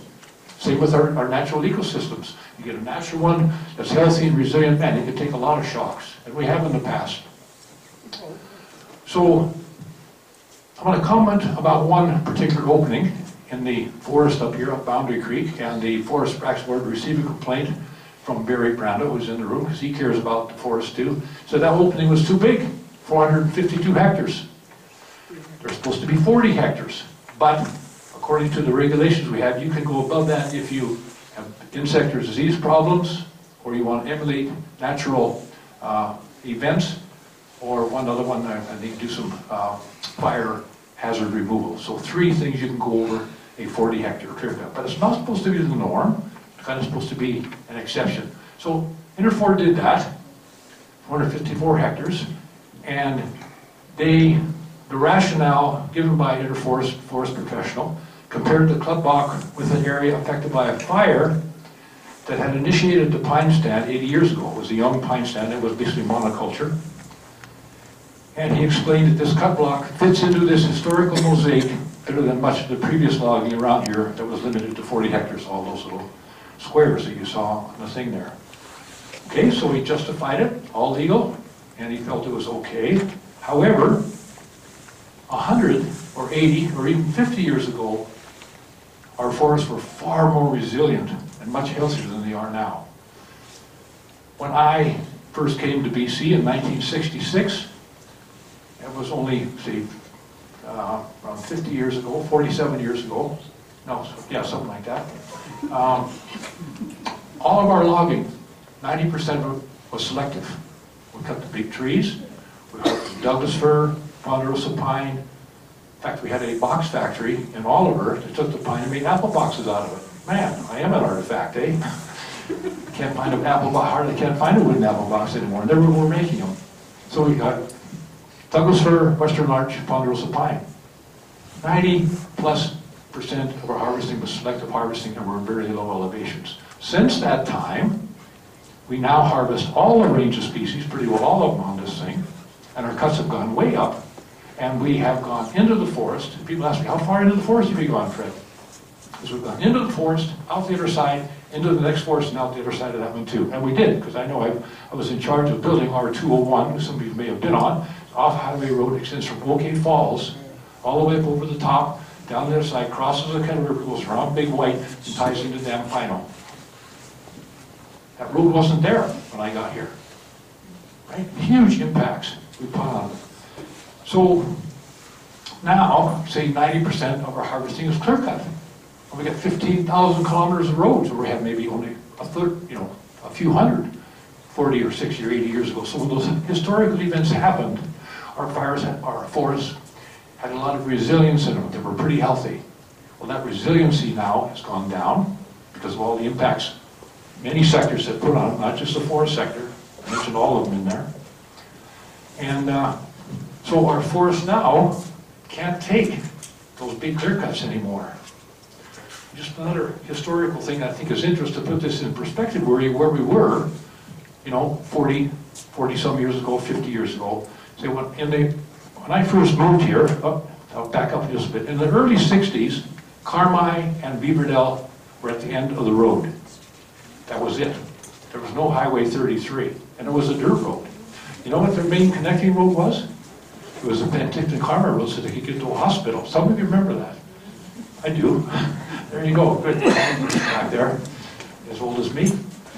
So, wow. Times have changed, eh? Now we got Highway 33, we got 15,000 kilometer roads in our just in the boundary, and I think that's low. And guess what? That's going up every year, right? So we get more erosion. Many scientific studies show 95% of the erosion comes from roads and silt, right? They're costly and everything else. So, again, what flows past our doorsteps at lower elevations is a reflection of the health of our upper watersheds. I consider the flow levels that we have. They should be nice and steady, need them, but they're up and down. The amount of sand, silt, debris, and trees that flow down the Kettle that are at doorsteps. That's a reflection of the health of our watershed. Doesn't look very healthy to me, does it to you? So people ask, well, what is the risk status of our watershed? Okay, so these are some of the factors that have altered the so I'm just repeat here. Harvesting has moved from the lower elevation to higher elevations. Volumes harvested have increased significantly. So switch from 90% selective to 90% clear cut, and the clear cuts are getting bigger. The Kettle River and its major tributaries have experienced drastic changes over the past few years, especially in 2018. And that was because of the floods. And those changes are huge changes. Some are permanent, some are temporary, and some are still ongoing. 15,000 kilometers of resource roads, large components of the cottonwood ecosystem, and this is mainly private land along the lower reaches of the Kettle, Granby, and many tributary streams have been significantly altered by human activities, and that's still ongoing.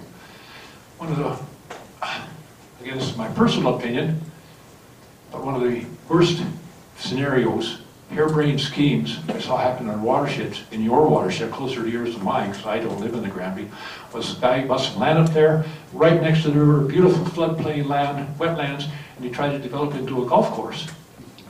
What harebrained scheme is that? Anyhow, it's all changed now, all gone, and fortunately the thing never happened. So, and it will take many years, like I said before, any changes made now will have any meaningful effect. So we are stuck in this hydrological unsensitive area. We are at high risk because it's not going to change tomorrow or the next day or the next day. Many of the changes I'm going to recommend to you shortly are not short term. How long did it take us to get here? About 90 years. That's when one of the first copper mines came in and the railroads, things like that.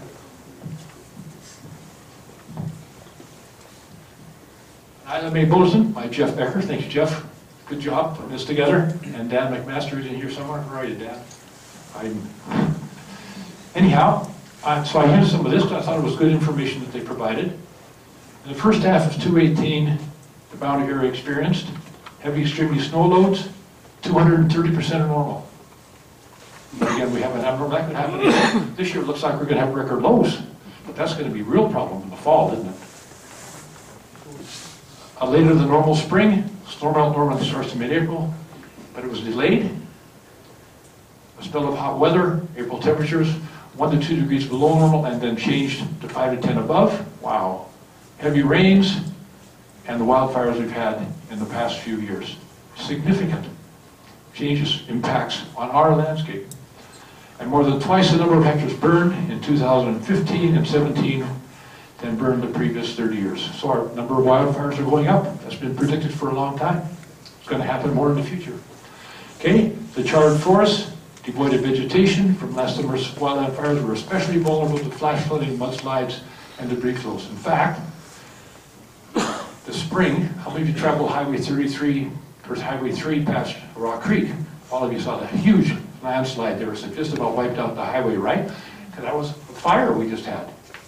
And if you went about the same time of Highway 33, there was a big debris flow there that blocked that highway too. And up Boundary Creek, we've got two relatively massive landslides that also happened this spring. Oh man, the world's falling apart on us. It is. Those are not natural, right? They've happened because of our intrusion on the landscape. I have a few additional comments to Jeff's and Dan's. Recent fires in Washington State have also influenced the hydrologic regime, well, not heavily, but negatively, but not bad. This is a stick pin fire, huge, 22,000 acres. It burned, of which somebody went in there and logged over 1,000 hectares. That's 2,500 acres. Moonscape, I've driven by it, moonscape. It's going to take hundreds of years for that to recover, if it ever does. And some of that has certainly spilled over into the boundary. And you know what? We were lucky the last few years. That could be our fire next year. You know? We've been lucky the last few years. So a recent provincial study predicted that in our area, we will have increases in wildfires, more insects and diseases, increase in floods, mass wasting, primarily due to extreme storm events, shifts in hydrologic regimes, and the interacting effects of these and other natural disturbances. Wow! Not very good for the future, is it? Oh, you take all these events, okay, and take this, later than normal spring, high snowpacks, hot weather, heavy rains, wildfires, increasing forest health issues, insects and disease, climate change, increases of all of these, add them up, and you place all of these on a landscape that has been heavily modified, is not very healthy, does not have absorptive capacity for more shock, and you have a situation that is very vulnerable and high to extreme risk of future change. And that's where I think we sit today. Scary. Not supposed to. It is. So, that was part one. Here's part two. Remember, that was all history, and that was all documented, so all those papers I got those quotes from, they're all available to you. So, we have survived, to varying degrees, the worst flood in recorded history. Many homes have been lost forever, as has much land and early opportunity to build on it. Many businesses were destroyed, with some being rebuilt or planned for rebuilding. Many, however, are likely lost permanently, at least for the foreseeable future. Grand Forks was struggling downtown the way it was. Man, it's almost like a ghost town down there. It's a real shame. Many dikes have subsequently been built after they've been breached, rebuilt, several unstable riparian areas stabilized, with many more planned. Several other remedial or mitigative measures have been implemented, with more planned for the future. And again, I just got a recent study done by the Boundary Economic Development Commission that showed that the losses incurred so far were 26 million, and we expect at least another 12 million in the future. Huge losses, huge losses. That's just monetary. And the social ones and the emotional ones, as you can tell by Jennifer and others like her, have been incredibly life-changing and no fun. There's our $26 million and more expenditures at $12 million. So, I've got all of these things that have happened. They're all necessary. Got to keep building the dikes, sandbagging, building higher, making plans, right? Mitigate, because we're going to be on the defensive for a long time yet. But they all are most defensive tactics, and they do little to nothing to address the cause of the problems in the first place, which is the decline in the health and resiliency of the watershed to absorb and or ameliorate the effects caused due to climate change and human activities on the landscape. The 5 F's. I like my 3 F's, Fred's forest philosophy. Here's the 5 F's. Fire, floods, and the fury of the wind. How many of you were affected by fire the last few years? I was. I spent a lot of time on the Rock Creek fire. This year we had a forest fire below our property, one above it. Pretty scary. Pretty scary. How were you affected by floods? Were involved? I was. I was sandbagging my neighbor's house. About 10 or 12 years ago, there was a big flood. Remember, I was there and acted the same place, and they had built dikes around their place. I had a little washout on my property, and I had to fix it. Forest health issues, beetles are on the increase, especially Douglas fir beetle, spruce bloodworm on the fir, and other ones. And Herb mentioned some of these drier sites. I've seen lots, and I've talked to the forest health officer in the boundary. Increasing drought-stressed trees killed, and that's going to go up too. Future landscape changes. They're going to happen. I've mentioned some of the words. And all of these events, in fact, it will certainly increase in the future, and such increases should be appropriately accounted for in all our resource-related plans, because it's not going to be the same, as Herb said. So, the future. Future. What do we need to do? How am I doing for time, Gary? You're getting it close. Yeah. Getting it close. Jeez, I'm only a quarter done. Yeah. You people are going to have to listen faster. That's all. Okay, I'll try to speed it up. No, keep rolling, Fred. Keep rolling. Okay. So, in the future, what do we do? We have to do something different. We've got to stop going this direction. We got to go this direction. We have to. And it's not going to be easy because people don't like change. People don't like to be threatened. I know. We're human beings, right?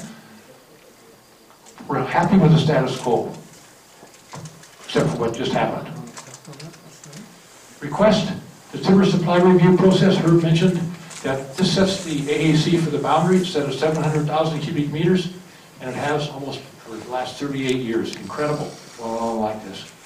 2 experts have reviewed it, and if any of this stuff is complicated, they feel we have been overcutting our forest by 20%. And Herb already mentioned that. So I think we need a formal review of it. Let's take a look at it. Why not? And if the formal review says we're cutting okay, then we can live with it. But it says we should cut down, and that's what we should do, right? Why not have the formal review? Is that going to hurt anybody? No. It might help some people. Request. There's a clause in the forest and range protection regulations that says that no management practice, even though they are deemed to be beneficial to water, the source of life, wildlife, aesthetics, soils, local communities, can be implemented if they unduly restrict the supply of timber. Incredible clause, eh? Yeah. Wow. So that means that if your water is going to unduly restrict the supply of timber, tough. They're still going to cut the timber. Yeah. You believe that? Yeah, that's in legislation. And I have complained to different parties, to the chief forester when he did it, to TSR review, you shouldn't do this, shouldn't do this. She goes, Fred, I'm constrained. I have to do it because I can't unduly restrict the supply of timber. Well, times have changed. Since when, it used to be, timber used to be king of the woods. I don't think it is there anymore. Let's take a look. I'm just going to move ahead here a bit.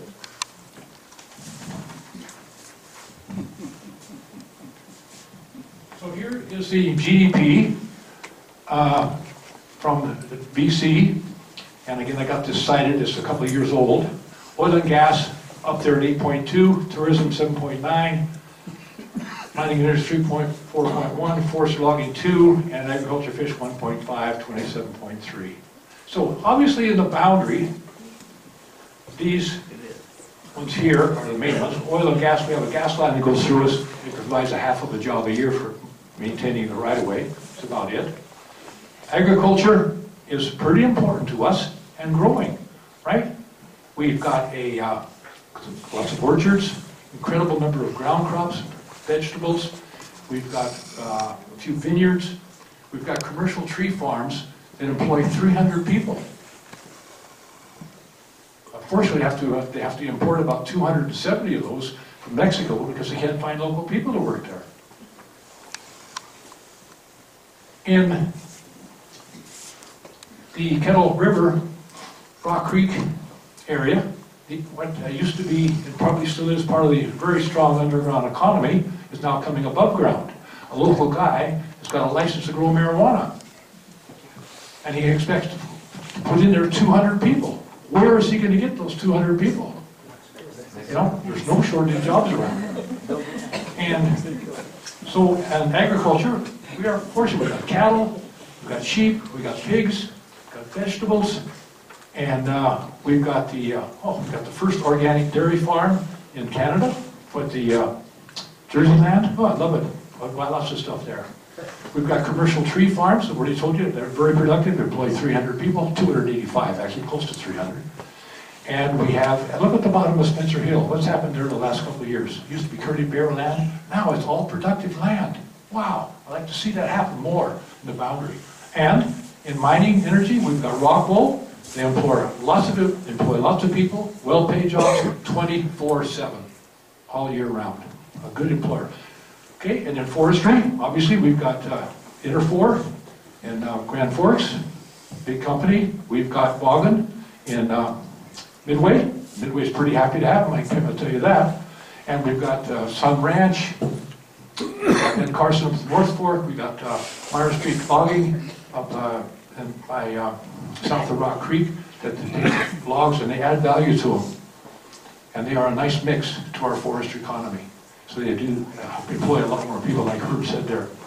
So anyhow, you know, this is good. And everybody said, oh, we don't, you know, and again, stay in your seats, forest industry guys. But forest industry, we're here for jobs, jobs, jobs. But in actual fact, across BC, Stats Canada shows over 45,000 jobs have been lost in the forest industry since 2000. However, this is my comment, the ACs are made about the same, and even periodic increase due to the mountain pinewood vegetation. So they've lost lots of jobs. And they say, well, we need more timber. Well, you've had the same timber for umpteen years. How come the jobs went down? Well, I have to say it's a good reason. Because they have much mechanization, and they do a much better job, especially in the bush. Now, having guys on the ground was dangerous. Mechanized logging is way safer, but it employs way, way, way fewer people. So some good, but some not so good. It's just that I really don't like to hear the job or the threat or the instilling of anxiety or fear. We're going to lose jobs if we don't keep cutting the timber. Well, I don't think so, and Herb gave you some figures there how we can do that better. So what we need to do, we need to mix up, develop a comprehensive resource plan, and set some priorities. And what is most important, and I would say probably the most important resource in the boundary is water. Clean water, and an even flow, so it doesn't come up here like this, or down here like this. And where does timber fit in there? Well, mix it in there. I like cutting down trees. I live in a wooden house. All of us do. Wood is good. It creates lots of good jobs. Renewable, but we have to do it in a different manner than we have in the past. Okay?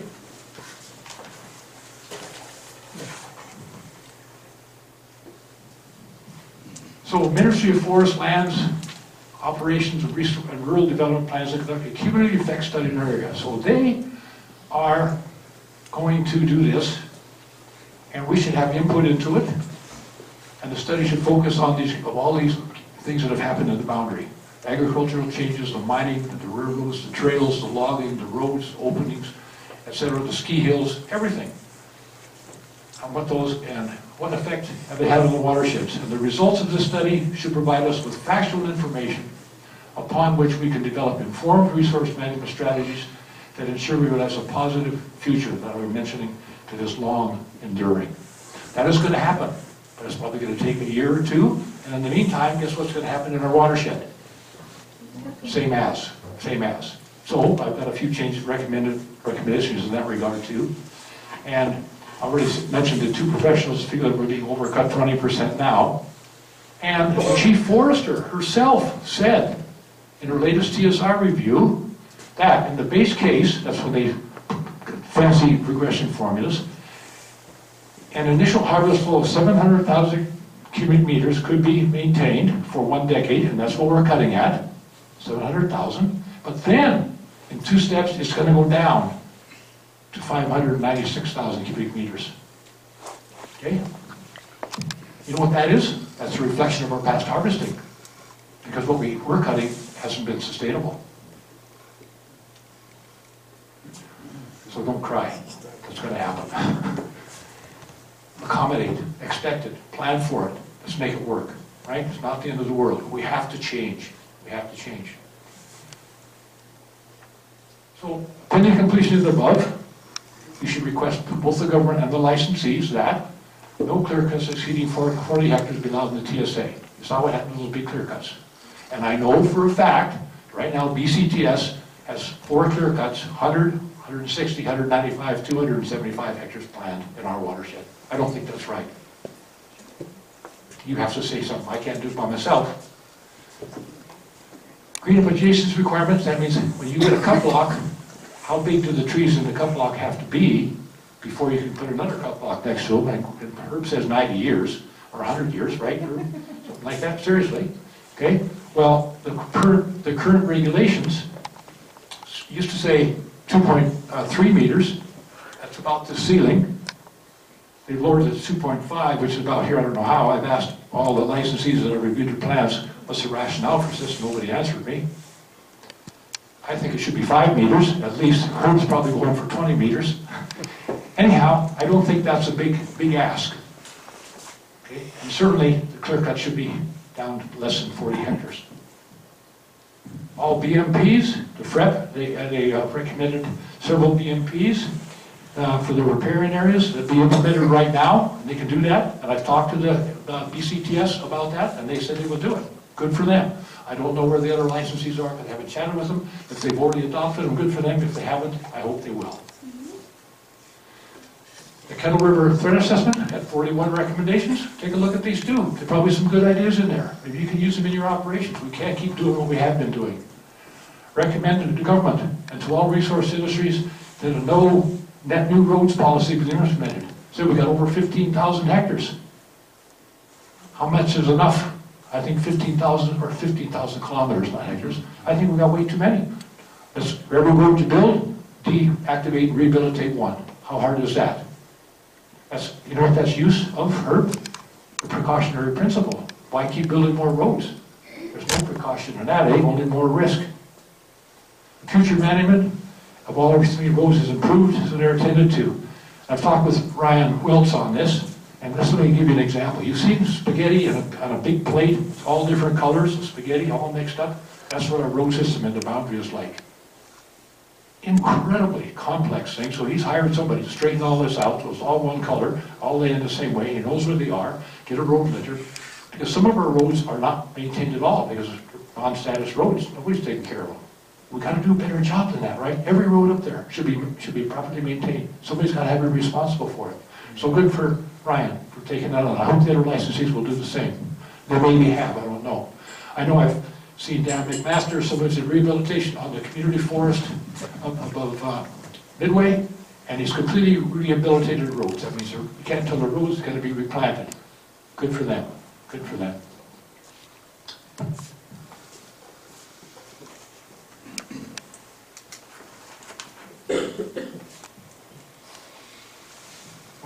We need a better proactive grizzly bear management strategy to the long-term well-being of the grizzlies is assured, and there's supposed to be a plan in for them. And here's a good indicator too. You know what a good indicator of a healthy ecosystem is?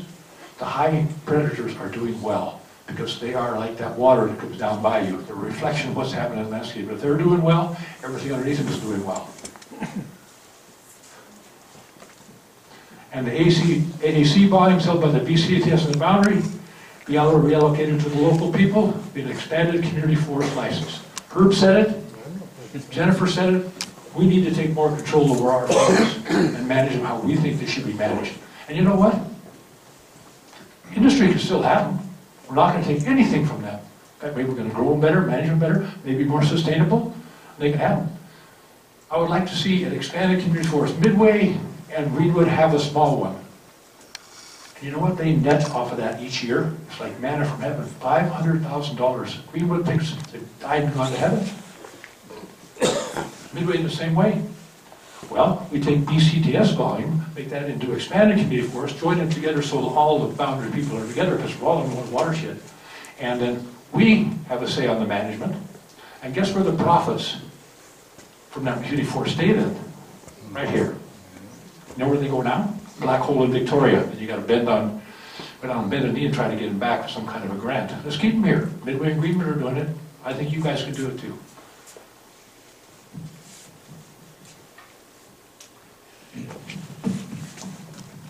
And boundary residents become more and are more meaningfully involved in the management of the boundary watersheds. Summary statements. The future health of the boundary watershed lies in your hands. As Jennifer said, you got to take control. You got to stand up. As Herb said, you got to have a demonstration. There was a group of people called the Friends of Strathcona Park, and there was a mine up there, and they were not happy because they were dumping the tailings in the mine. So they formed a group called the Friends of Strathcona Park. And they had people with hair just like Herb's here, and somebody just like you with a purple sweater there, nice-looking elderly lady. And you know what they did? They went up there and they blockaded the mine. They laid down and they got arrested. Guess what happened?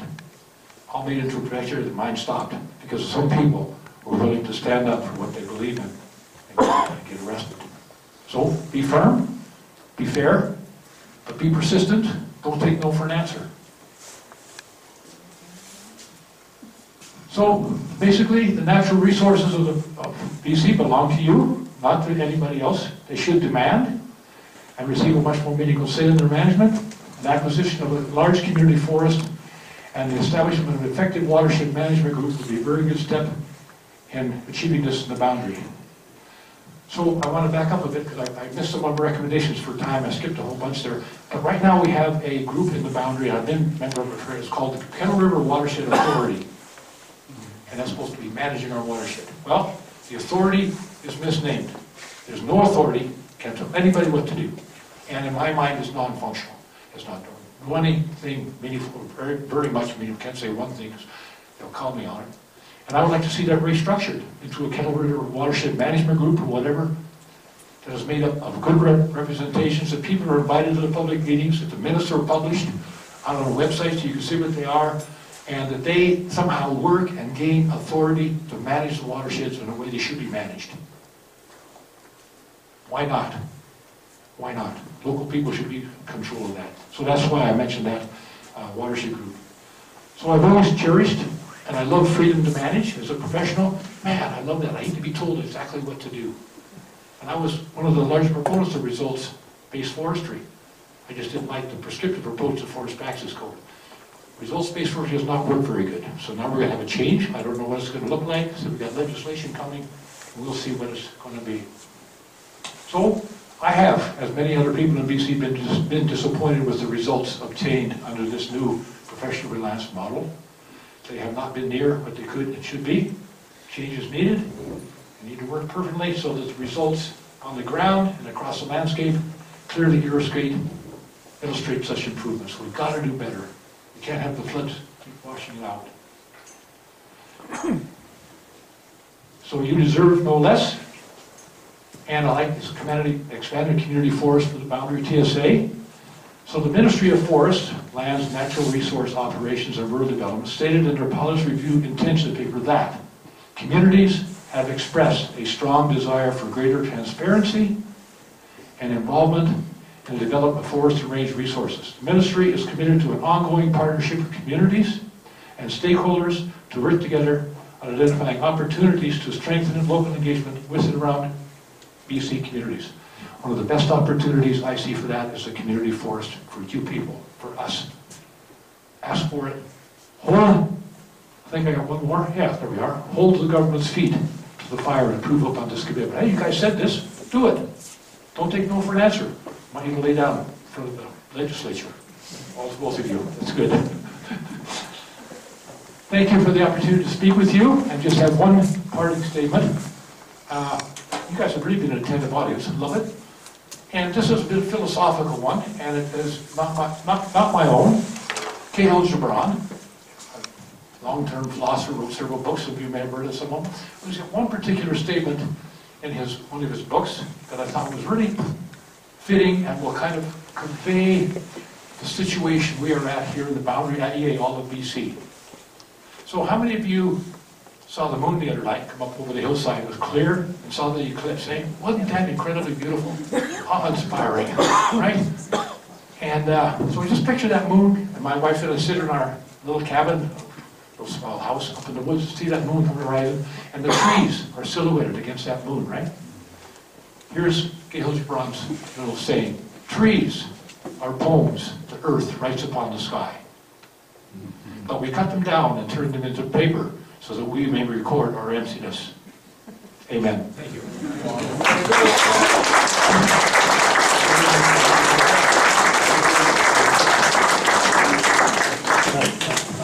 All right, Fred, are you willing to take a couple of questions? Question for Fred? Gentlemen? You can ask a question, but if you disagree with me, you're wrong. I was just wondering where I could lay down in front of a logging truck. Being an old logger that I am, you know. Yeah, you people are all right, correct? Because we're in trouble here, man. And I know I spend my time up in the bush. I'm up there 3 or 4 days a week. And, well, I'm seeing landslides that I've never seen before up Boundary Creek. 2 of them. Like, first one I looked at, holy shit, big. But the second one is 5 times bigger. And that's up West Boundary. It's scary. We have to do something about it. Now. Now. Yes. Now. Anyone else have a question for Fred? I've got one question that kind of applies to maybe Herb as well. Speak up, you know, Doug. we had a flood in 2018, which was one of the biggest we've had in, say, 100 years.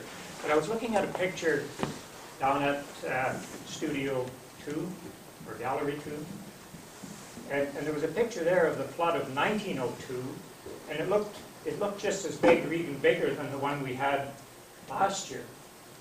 And if we're causing all this flooding with what we've done in the past 50 years, what caused the one in 1902?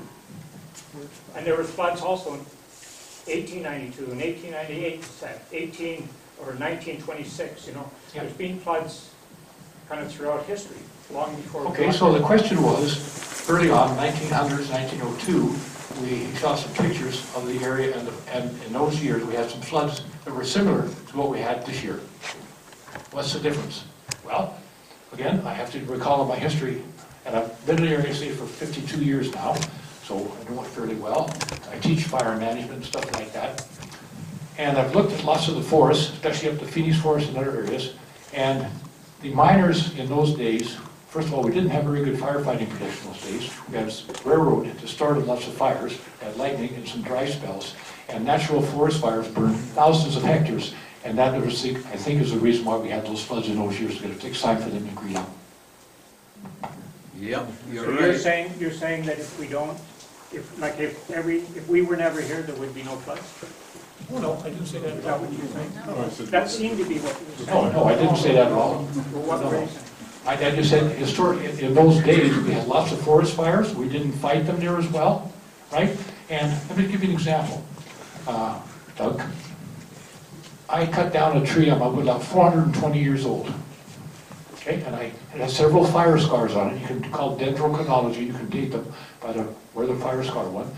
And we are in what you call an NDT4, Natural Disturbance Type 4, which means we have stands that are maintained by natural events, and generally fire has been that natural event. Okay? So fire comes in, destroys most of the forest, young trees come up. This young tree was coming up on the arch tree, and it got to be 90 years old, and a forest fire struck, and it was intense enough that it burned a little fire scar in this tree. Okay? And there might have been other fires that happened between that, but that was the only one that marked this tree. So the first 90 years, no fires, and then we had one. Okay? For the next 150 years or so, every 35 years, there was another fire. And all of them were fairly low intense. They maintained that stand. The larch lived, but wide open spaces between them, right? Basically fire-resistant forces. And then After that period of about 5 fires, so 150, 200 years, no more fires. We came on the landscape and put out fires. Been 90 years before the tree got cut down or died as a snag, before we had a fire, so we were way, way overdue for more fires in our area. So we're going to have them naturally because we've got the fuels build up and things like that. So then what I felt was, around that 1900 year, we had lots of natural fires happened on my woodlot and my area all throughout BC and created lots of openings. We had a high snowpack and the floods came down. We did clear cut it, burn it, fire, whatever. It's still openings and you get the same hydrological effect. So that's what I think happened. That would have happened in 1502, would have happened 1,000 years ago, right? We're gonna have floods regardless. Like, I don't understand the connection here. Okay, you're going to have to have flood regardless, but the thing is, if we have tall intact forests, and not so many openings, and not so many big open fires, we're not going to have those high runoffs. So you're saying that we're going to have many inevitably regardless. Well, then we're going to be completely on the defense, you can cut everything, it's not making a difference. No, I don't think so. So, like, this was apparently a 100-year flood or more. Like, I would say this is probably a 200 or 300 year flood. Well, it might have been. This was a 500-year flood. But that means if it was a 500-year flood, then presumably we had a flood 500, sometime in the last 1,000 years, we probably had 2. You're right, Doug, but remember, we're going to have more openings and weather climates, an abnormal thing in the future. Kurt wants to speak to that too. Well, it isn't like there hasn't been the right kind of conditions in the past to have big floods. But we have created conditions where those kinds of conditions become much more frequent and the extremes tend to be higher. That's the difference. No one's saying that natural disturbances like floods never happened in the past, but they were far, far less frequent than we're going to experience today. Look at, hurricanes are really, because they're shorter periodic return times, look at what's happening with hurricanes. Same thing, amount of water in the atmosphere and what we've done on the landscape. So no one's saying that there haven't been big floods in the past, nor is anyone saying there hasn't been big hurricanes in the past. But now the hurricanes are bigger and they're more frequent. They happen outside their normal season. And that's what we can expect not only with flooding, but with drought as well. And those two are going to be paired with climate change. Another thing along that same line, 1902, that's when a lot of the miners moved in. And I was talking to a lot of old miners. What they used to do is when they left their mining claim in the fall, they light a fire because that would burn off all the burden and they can see where the rock is and so forth and so on. And I was talking to old Ralph Wolverton. He was one of those guys. And he said, yeah, you go back there and they're still burning. He says sometimes it'll burn for 5 years. It goes down in the ground and it comes up again. So probably that's why there was a flood in 1902, because there was a lot of fires due to the miners doing that. I don't know, I wasn't around then.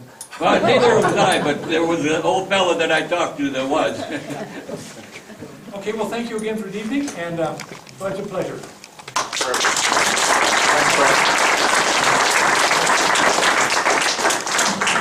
Okay, thank you so much, Fred. That was an amazing presentation full of really valuable, practical information. And so the next part of our evening is aimed at citizens coming together and having conversations about what we can do and how we're going to move forward. Clearly, we need to organize. Clearly, we need to speak up. The first step is organizing and figuring out what we're going to ask for, how we're going to ask for it, who we're going to ask. So we don't have a lot of time left for community strategizing. I think we'll leave some time for people to have a conversation. I've got a list, a newsletter list. Please sign up with your email and phone number and we'll share information. The next step is going to be a meeting. Citizens need to meet. We need to come together, we need to speak up. And there's a lady here tonight from the Peachland Watershed Alliance. Do you want to come on up? And she's going to share a little, she's got some handouts there too. Do you want to pass out those handouts? And she's going to share how their community came together. And this is going to, just to give us some food for thought, for ways that we can organize and actions that we can take. This is the key thing right now is action. Organizing and getting citizens involved. Because what I've discovered is, in the boundary, there's nobody speaking up for the forest except for Fred. a couple of other very dedicated people, maybe 5 or 6 people who've been trying to make their voices heard, and they're not getting anywhere. So come on over. And I'm sorry, Taryn, I would pronounce it correctly. So Taryn Skalvania from Peachland. And why don't I just let you talk a little bit about why you organized, and then this handout gives us a lot of great ideas. Hi everyone. I didn't get flooded out like you did, but we have been evacuated 4 times for forest fires in our little valley. It's hard to fight with your husband in the driveway, whether you move the bees and the cows and the horse trailer or the Corvette and the dirt bike. We've also had floods. We had a 7-foot high flood in Lake Okanagan. So your flood was high. So how was that not seen? You know, who are these forestry experts, Flinro, that did not foresee a 7-foot flood in Lake Okanagan, who did not foresee 2 years of flooding in the Kettle River? So we need science-based fact. We need more reports. That's what Fred mentioned. We need a report card on watershed health. So I've also had loss of recreation property in our watershed due to logging. We have many threats too. We have mining, we have cattle ranging. We have 3 kilometers for every square kilometer of road. We are hit really hard. Road density is brutal, and that your recreation use might have to give and take. So this is not just Peachland. This is, I've gleaned, there are hundreds of groups like this all over BC with watershed issues, water issues, forestry issues, road building, logging, mining issues. United, we're a great voice. There's a group in Vancouver Island, 19 watershed groups. Our Peachland group, united with 26 other groups, we're now called the BC Coalition of Forestry Reform. Jennifer has joined our little coalition just for information. So that's how we can share information with the common voice. Don't start looking up all the MLA's emails.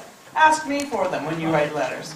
You know, don't start, finding Rita Winkler's report. Ask me. It's there. All the science and information. Do you have any compromising pictures? No, not yet. But the number one thing is the take-home message. Yes, be precautionary. But number 2, it's community. It is not the government that's going to change the rules for you. It's definitely not the licensees in forestry. The industry is embedded. It's not even the environmental groups. Although they're on our side, they've got other agendas and they're really, really busy. It's people, people, people. It's votes. Until they log the North Shore of Vancouver and they log Capilano Watershed, they log Coquitlam, they log Victoria, then you can tell me logging is sustainable, that it's not going to hurt your property values, your animal, wildlife, your forestry. And then you can tell me that the people in Vancouver and Victoria, 51% of the population of this province have a protected watershed. You do not. I do not. But half of the population of BC does. And then you tell me, if somebody comes up to you and says, oh, you want to protect your watershed, you're anti-logging, well then half the population of BC is anti-logging, and the governments that put those regulations in are anti-logging, and the licensees that allow there to be no logging in community watersheds, they're also anti-logging. If you build your house with brick and cement, are you anti-logging? No, it's a balance. It's a balance, and we have to find a sustainable balance. Maybe some watersheds cannot be logged. Maybe you've hit your limit here. Maybe 40% ECA or whatever we have here in Kettle is too much logging. So here's your little guideline. Like I said, these are things that every group I've sort of gleaned across the province. Talking to MLAs, going to court. Some people have gone to petitioning a moratorium. Mushroom pickers over on Vancouver Island have gone to court to stop logging in their watershed because they can't find their mushrooms anymore. Other municipalities have paid cattle ranchers to move their cattle off their watersheds and save money from not having to chlorinate the watershed. There's all sorts of ways. The community forest is one, and nature reserves, parks. So This is, like I said, a guidebook, handbook, good luck. And you've got a lot of communities behind you and a lot of experience. And you've got some great people in your valley. And Jennifer, you have to thank Jennifer.